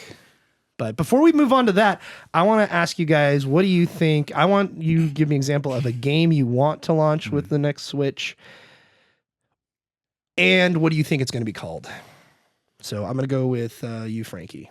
What do you? Pretty sure I saw a video for Pokemon ZA. What? Pokemon Legends ZA. I'm pretty sure ZA? it's like a hint at the next console. I just saw it this morning, yesterday, something like that. I haven't heard about this. And it could totally have been fan base type made stuff. I was not paying attention. I just watched the video. I'm going to look that up. And it's a total teaser because it's like written in Pokemon language and then has like subtitles in it. It was something. Announcement. A new adventure set within Luminois City will launch on Nintendo Switch systems in 2025. See? It was just posted today. Oh, I knew I saw it at some point. It just weird. Some sort of Mario game. Probably a reboot or something of like Mario Kart, Mario Wii U. It's one of those games. I'm pretty sure will be a launch one. They might do a what's the word I'm looking for?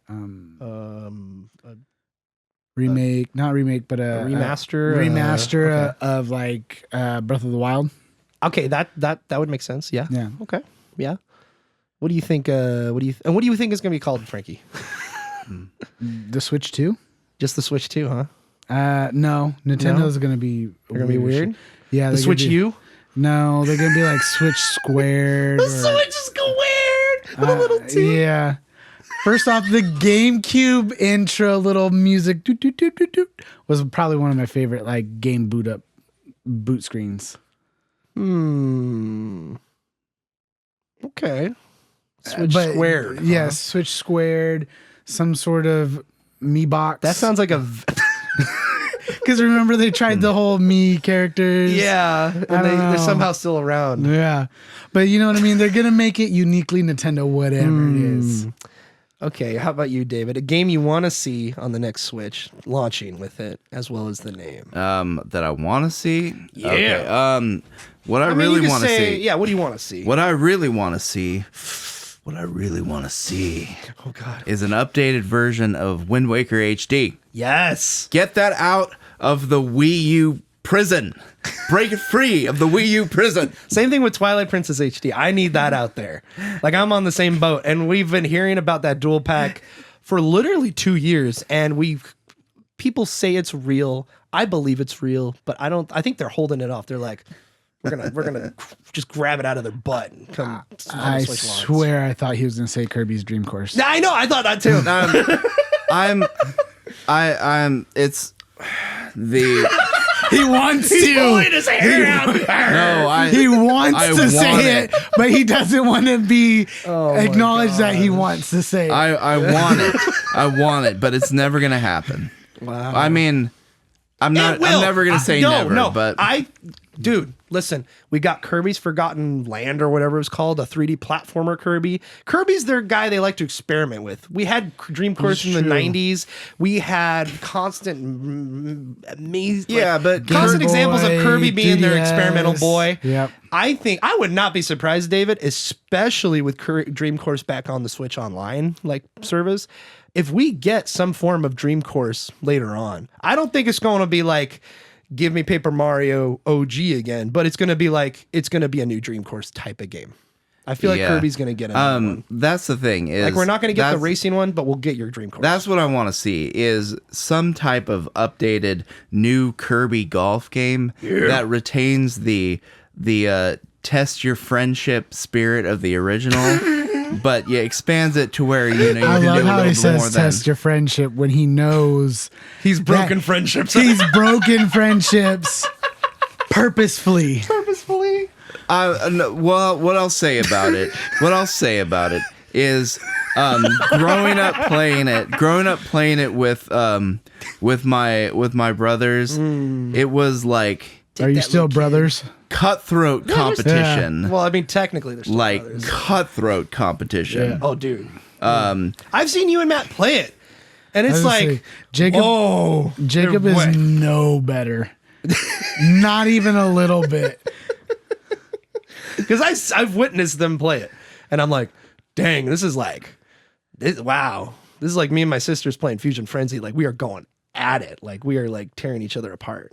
But yeah, the spirit of that game is so it's so unique, and yeah. that's what I really don't have high hopes for that ever to happen. But since we're going with what I want to see, I admit it. That is what I want to see. That's what I want to see. But realistically, what it's going to be is they're gonna drop a new Mario game. Oh, yeah. That's what they're gonna do. We're talking 3D or 2D Yeah, I'm because we probably. just had Wonder, that was 2D. I'm thinking a 2.5D. successor to Odyssey. So, oh, okay. That's Odyssey what I'm. 2? That's what I'm thinking. Not Odyssey 2, but But a something that new- is billed as the successor to that. Mario That's Maker what I'm thinking. 3D. That's what We're it'll gonna be get a called. crossover game. It's gonna be Mario and Zelda. Crossover game. Yeah. Okay, you're starting to sound like some like speculators I listen to online. It will happen at some point. It'll happen. Outside of we've Smash had it Bros. happen in Smash Bros. I mean, and Mario it Kart. So. technically happened in Super Mario RPG. Yeah. That's true. There's that's true. Link is sleeping in a bed in one of the towns. Oh, I did not know that. That's cool. I thought it was Yeah. like one of the Dark Nuts or something. Or No, yeah. There's Link is literally sleeping in a bed in one of the towns in. what happens when you go up and you prompt it and it tells you like this I little can't- boy is a hero? No, I can't remember what happened. It's more like Wait, did the Link to the Past can that come out before Mario RPG or after? I want to say before. Were they teasing A Link to the Past? No. They came out before Mario RPG. Oh, okay, sorry. Mario RPG, if I remember correctly, was released late in the Super Nintendo's life cycle, because despite looking ugly as sin, it was it was definitely featured more like demanding graphics than most. It was a good looking game. Not bad. Yeah.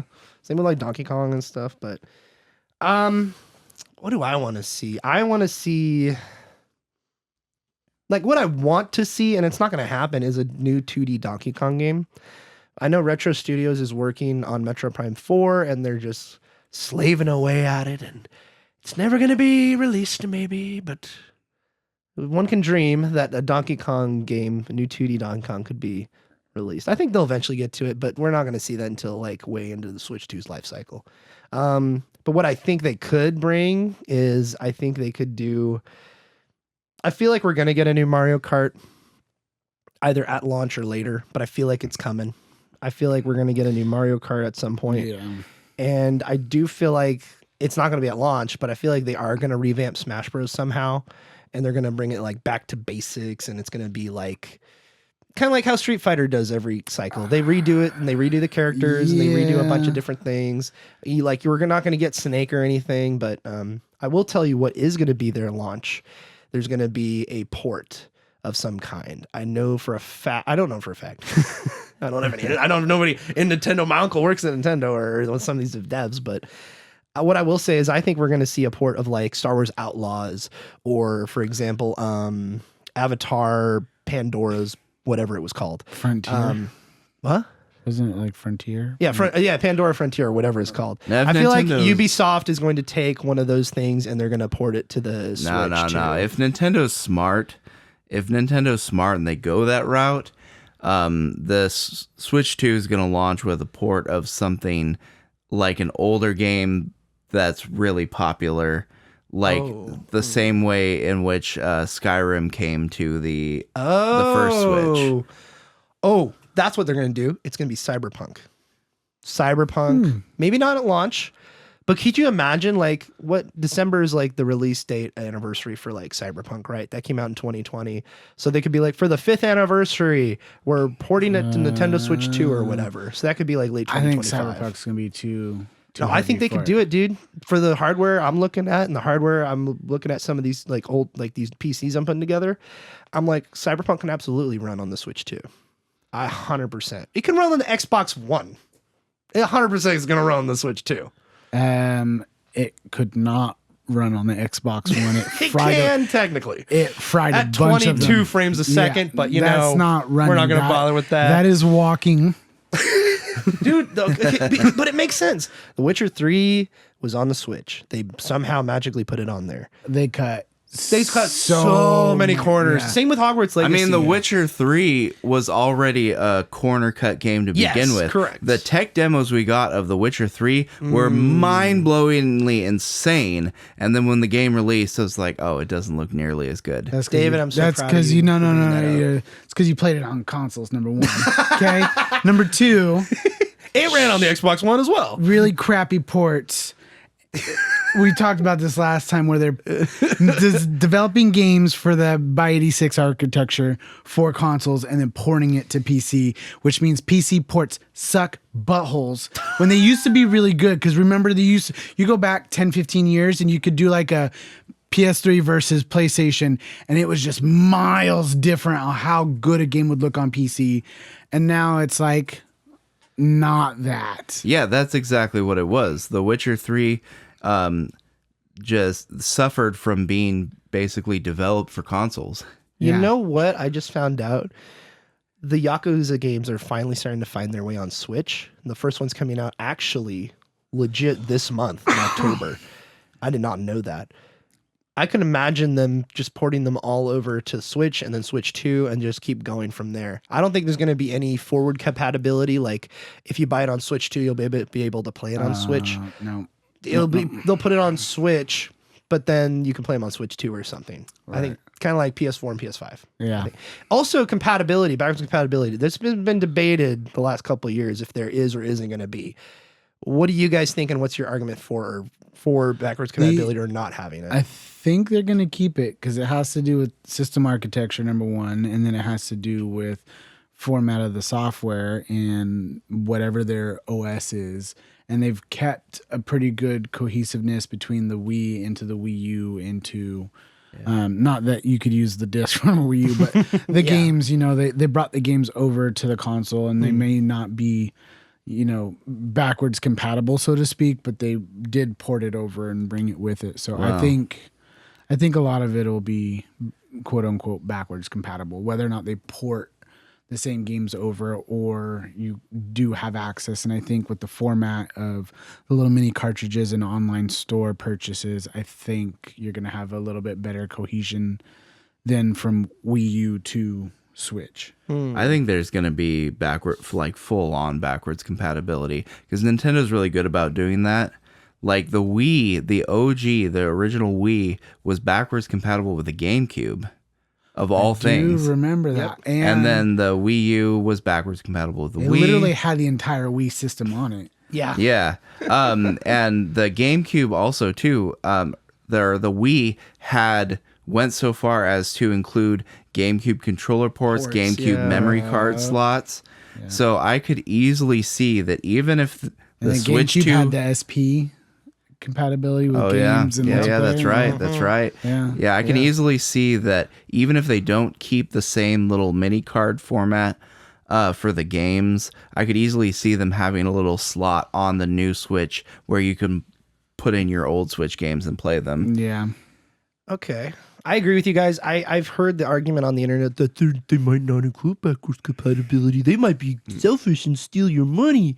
And it's like, because you guys just destroyed that argument. Because if you get full backwards compatibility, they can still resell Mario Kart 8, Breath of the Wild, all this kind of stuff. And speaking of Breath of the Wild, forgot to bring this up, but at Gamescom last year, there was a private demo showcased to developers of the next hardware and the capabilities of it. They showcased the DLSS support, which is their AI upscaling technology for NVIDIA. So upscale the resolution to 4K or what have you. And they also showed the fast speeds of the storage, like an SSD. So they actually demoed Breath of the Wild running on it, and it loaded like in an instant, like lightning. Oh, it's gonna be So it's really cool. So they're gonna be like, hey, Breath of the Wild launch title, it's remastered for the Nintendo Squared or whatever we're calling it. Yeah, I like that you're sticking. That one's sticking to you. You know what, Frankie, you brought a really good point. I can already picture in my brain. They're gonna stick with the Switch name so they can pile that into sales. Right. They're gonna keep it backwards compatible. They're gonna say 2, David, but they're gonna call it Squared. It's gonna say 2 on the edge, like Nintendo Switch and a little 2. Yeah. But they got to be careful that they have to make it noticeable enough and can't do a Wii U situation where they did a terrible job saying a Wii U is the new console. Right. People are like, oh, it's just a tablet, right? No, it's an actual console. Right. So they're gonna figure that out. I'm not no worry about it. The argument I had for backwards compatibility is, have you seen who's leading Nintendo right now? It's not Iwata. It's this like very fancy, very well-learned old business guy that's running Nintendo, who's been running it for the entire Switch era, who's really business savvy and plays it really safe. They're not going to do backwards compatibility. Yeah. But I love the idea of having that little 2 like on the corner and they call it Squared. Yeah. That's something they're totally like, that's such a Nintendo move to do. I don't know. I have a feeling that it's going to be called like, something weird in Japanese. Yeah, like, no, it's it definitely is. like reference to like, I don't know, yuzu melons or something. The Nintendo Yuzu? What's is that why they're shutting down Yuzu emulator? Mm-hmm. Is that why they're doing that? Because they're going to call it the Switch Yuzu or whatever? Yeah. That'd be awesome. I would love that. What's that green Japanese liqueur? Kanji. No. What is it called? I think I just sweared it. I think I just said an epithet in Japanese unintentionally. Oh, what is it called? Freaking. It's so I literally have a bottle of it sitting in my room, and I go can't grab it. Yeah. Do your crawl and Google. go grab it. Google is Or you right in can front of you. Google Midori. That's what it's called. Midori. So it's gonna be Nintendo something Midori, like Switch it's gonna be Midori. something like that, because Midori is like Japanese for green. Okay. And it's a really bright green melon liqueur. So I think they're gonna do something like that. It's gonna be like some like a color or a concept, and it's just gonna be like the Japanese word for that, or a derivative of it, something really like lifestyle-y. I can really see them doing it. I don't know where I'm getting this, but this is what I see happening. Like some sort of Zen feng shui type. Yeah. What if they do the Nintendo Labo thing, David, again? Like the cardboard thing where you have like VR glasses made out of cardboard and you could play Breath of the Wild in like 240p. You know what I'm talking about? But they call that the Midori or whatever you call it. Someone's going to get punched in the throat. That's what's going to happen. Okay, so we're $400 price point. Probably first quarter of 2025. Makes sense. It's the same thing as well. They'll reveal it after Christmas sometime, is what we've established. And there's apparently going to be a Kirby Stream Course game. So will be. I think, David, you're right. There's going to be a Mario 3D Mario. I wouldn't be surprised. Frankie, what was one of the ones you said? I want to go back to that. What was one of the games you said will be a launch title? I said some sort of Mario. I said Mario and Zelda together. I did mention Zelda later, but you said something about like a remastered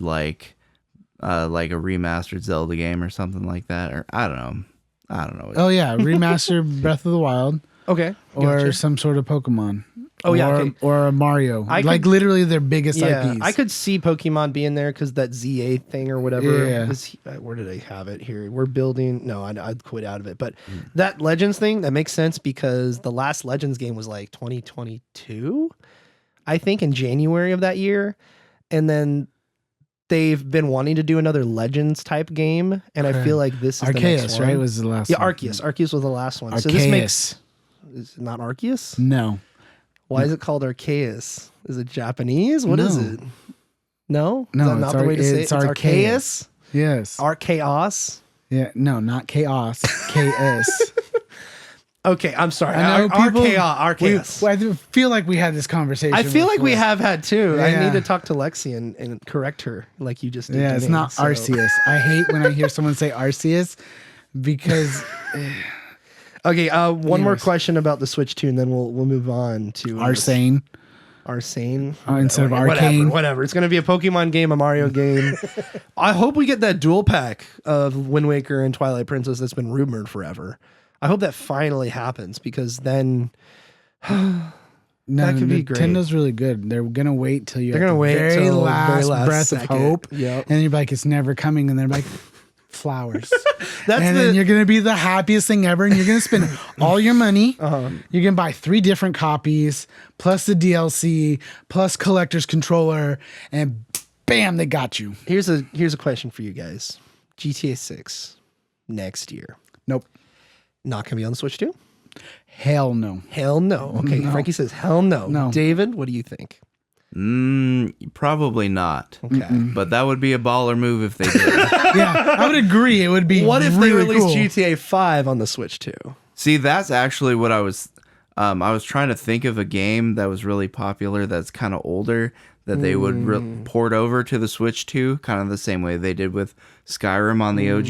yeah. And I think GTA 5, that's the one to do. That'd be really cool to see. I think they could have done it with the Switch already. I think they could. That thing ran on 360, Frankie. Come on. But they also updated the engine. It's not that they just. that's true. They didn't just, You're right. redid stuff. It's the Which whole means it's engine. easier to port to the Switch. It also requires. The Switch has 2 gigs of RAM. That's true. I keep forgetting. No, it's 4. It's 4. Is it? Yeah, it's Well, 4. 2 were reserved for system. I think it's like 6. And I think they have 4 to work with. I'm going to Google that right now. You Yeah, keep going, I was keep gonna going. say. I feel like it's pretty dang limited, and I don't think it was gonna happen. I just don't think that there's enough power there. I type in specs and it's not answering it right away, but that's okay. So no GTA 6 on the Switch. I think that makes sense. I mean, why not? I mean, GTA 6 is probably not releasing next year anyway. Or not Really? not early next year. No. They said in 2025. No. They just don't know when. No. They It's know. gonna- I mean, they it's know gonna when be they're going to late do it. It's going to be late 2025 yep. or it's going to be pushed back. It's I gonna think, yeah, because what was it? GTA 5 was September of 2013. And so they've always done a fall release, I believe, except for maybe Yeah. a Vice City or a San Andreas, maybe. But 5 was pushed back. If 5 was pushed back, you're it was correct. originally supposed to be like an April-May release. You got it. That's correct. Yep, it was supposed to be. I remember reading the Game Informer cover issue about Yeah, it. I was super hyped and disappointed at the same time because I was pretty sure I pre-released it. Oh I dang! You pre-ordered it Yeah. and went and picked it up at GameStop at like 9:30 at night or whatever. 8:30. You get in line and wait until 9 o'clock where they open the doors because the East Coast was midnight and they could sell it legally. Dang, Frankie, you're right. 4 gigs of RAM. Dude, biggest weeb in this room. I'm not. It's schooling us Yeah, on the specs of a I'm just Japanese saying. hardware. I'm just saying. Yeah. So yeah, 4 gigs of RAM I'm pretty sure 2 and the reserved bandwidth. for- Holy crap, the bandwidth is bad. Yeah. Like it's like 25.6 gigabit or gigabytes per second, and it's like Yeah, it's really or slow. gigabit. So it's like This is less why they than. don't have a chat feature. It actually I bugs the crap know. out of me because I tried playing Stardew Valley Mm-hmm. online with Jenny, and we had to use the Nintendo app on The your app phone, on your phone to do or it, do yeah. like just a phone call. It Yeah. was way easier. Speaking of that, let's one last thing, then we'll go from Switch 2. But like, are they going to add some kind of chat thing, a new social thing? Are They're going gonna have to. Are they going to Yeah. do an AR kind of thing, like a camera? Like, is that Oh, gonna they're be, totally gonna add an AR type dealio because that's right. because Nintendo is always That's doing stuff in like their that. wheelhouse of weird, quirky family fun. You know what they're gonna do? They're gonna release some kind of janky ass AR like me game. Okay. Like you're gonna like hold the Switch 2 and you're gonna pan it around your Can room. we just You're call it gonna Switch see- Squared for continuity? Here. Sure. You're gonna hold the Yeah, sure. I you're guess. gonna hold the Nintendo Yuzu. and pan it around your room, and you're gonna see your Miis that you've created just hanging out and chilling, doing stuff there. User sounds a little bit too close to Wii U for me. Yeah. I don't know if they're Also, gonna do I don't think this is going to happen because Nintendo's pretty good about pushing envelopes. But I know the gaming industry in general. Does anybody remember like the touch trackpad on the back of the PS Vita. the Vita? Yeah. Right? I think they You could think they're implement gonna do something like that, huh? I think Nintendo's notorious. Even the Switch Yeah, was like even the Switch. they had the removable Joy-Cons, right? Yeah. Nobody else did that, even in Yeah. portable stuff. So I think they're going to bring back some sort of interactive piece to it. I think it would be really cool because I never got to use the touch stuff as much as I wanted to on the Vita. Yeah. Like for Katamari Roll, because it wasn't really in Killzone. It wasn't really like you had something. Yeah, there was like Tearaway, and that was about it. Yeah, and so I think it's one of those things that like they didn't use, and Nintendo's gonna be like, "This is how you really do it."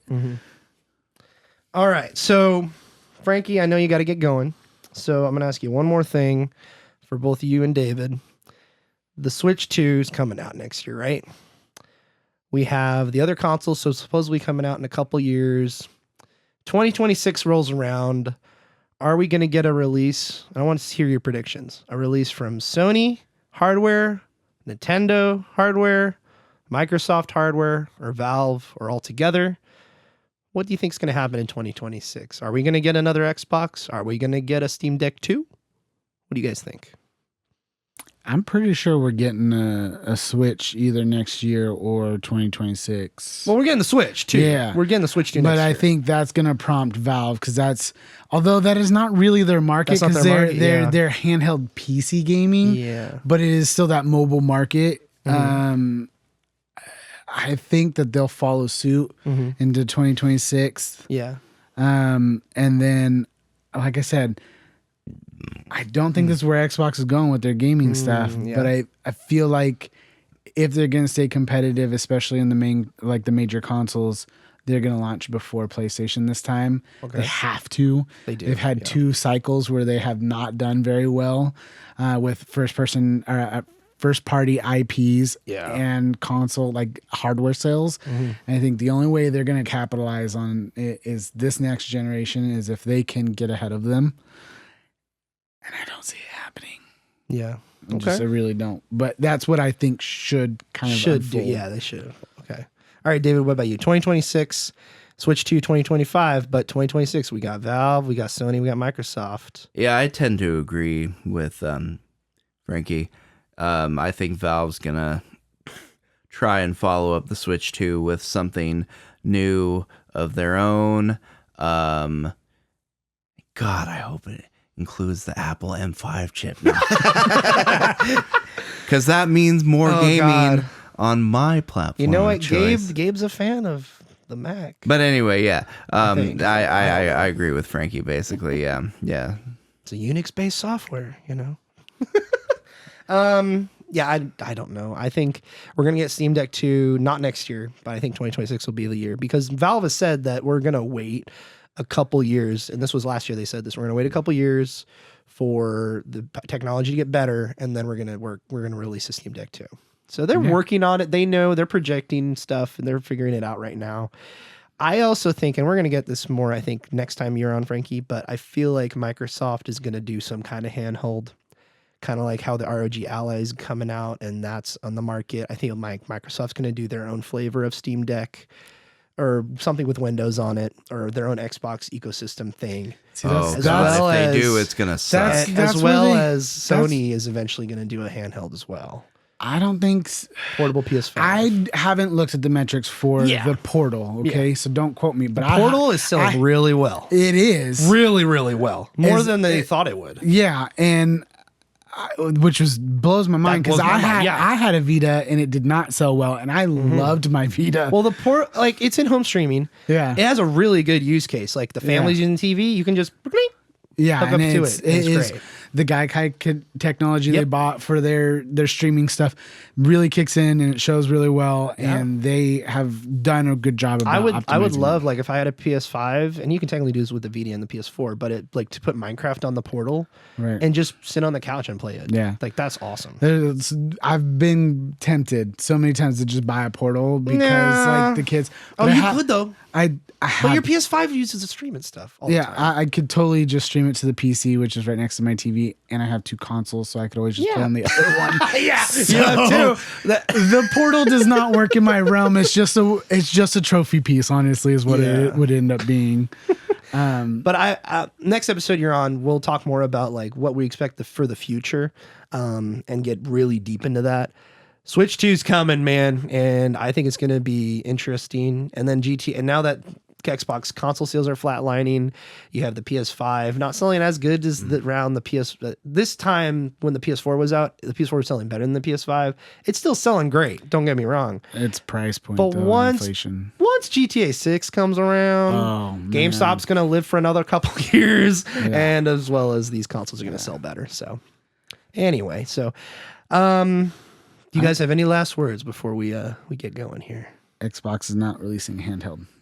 Okay, quote The by quote. Frankie, 2024. I'm telling you, they're moving towards more of like Xbox as Like a streaming service or a service. platform versus a console. They're a brand. Yeah, A brand. That's okay, a good way to that's put it. Yeah, Okay, so no Xbox handheld. Got you. they might partner with somebody. Yeah, like they partnered with Asus for the ROG Ally. Yeah, That's what they're doing right now. Yeah, I could see them doing something similar. they're in the winning no future. matter who wins the mobile PC wars. Honestly, if we'll give it a title, right? Mobile PC wars. Yeah, more. Because either way, you got people using it to use Xbox xCloud, whatever the flip it's called, right?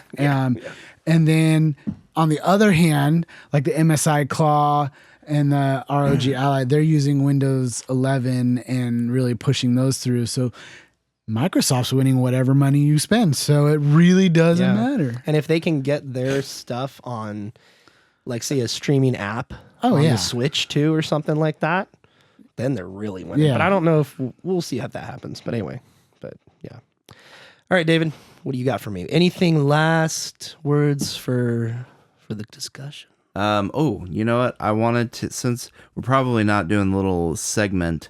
Oh shoot! I totally forgot about that. Yeah, we'll are we save gonna- that. We'll save that for next time. Okay. But since we're not doing that, Okay. I did want to bring up I'm so one sorry. thing. No, I was really excited to do it too. it's fine. We'll save Wait, it for wait. the. We'll save it I'm for next almost- time. I'm almost tempted to just let them do it now. No, we'll wait. Okay, We'll wait. Yeah, it's We've already fine. had a good. It's good fine, time. but Yeah. I just want to bring up one little thing that I found in my research. Yeah. That, since we're talking about the future of Nintendo.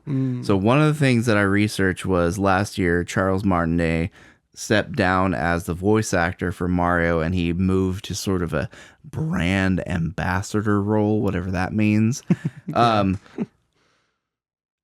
In researching that, like all that stuff that happened last year, I found out that he voiced Parthenax in Skyrim. You didn't know that? I did not know that. Yeah. That blows my mind.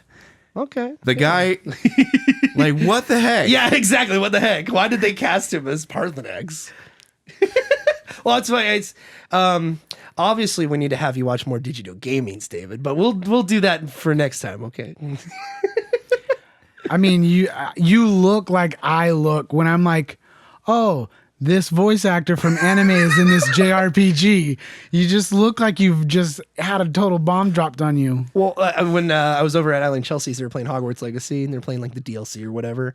And there was like this magical wizard dude floating around in this dungeon they were in, and he sounded a lot like Asterion from Baldur's Gate 3. Yep. And I was like, huh, that sounds like him. And then he said a certain phrase one way that sounded pretty gay, and I was like, holy crap, that's a guy who plays Asterion. What? No way. And so that was a pretty cool revelation. I was like freaking out while I was sitting on their couch. I'm like, oh my god, that's Asterion. Yep. So, Yeah. Anyway. I just didn't like the whole idea that he could go from going, it's me, Mario, to, the deep, gravelly voice of the Nords. elder dragon Yeah. Parthenax is like mind blowing to me. Yeah, so interesting. Well, I can't wait to hear what you have to tell us next time on our Yes, I am game excited. talk. Yeah. Yeah, because we'll save it for that. I was about to explain it, but we'll save it. We'll save the segment for later. So, anyway, ladies and gentlemen, and Frankie, thank you so much for taking your time. Thanks for having me. And thank you for coming on. And we appreciate you and giving us your time and your thoughts as well. And ladies and gentlemen, we want to thank you as well for taking the time to listen to this episode of the Snarp Fangle Podcast. Please reach to us at snarpfanglepod@gmail.com if you have any comments, concerns, or your predictions for the future of gaming. And we will see you on the next episode. And Snarp Fangle on. Bye-bye now.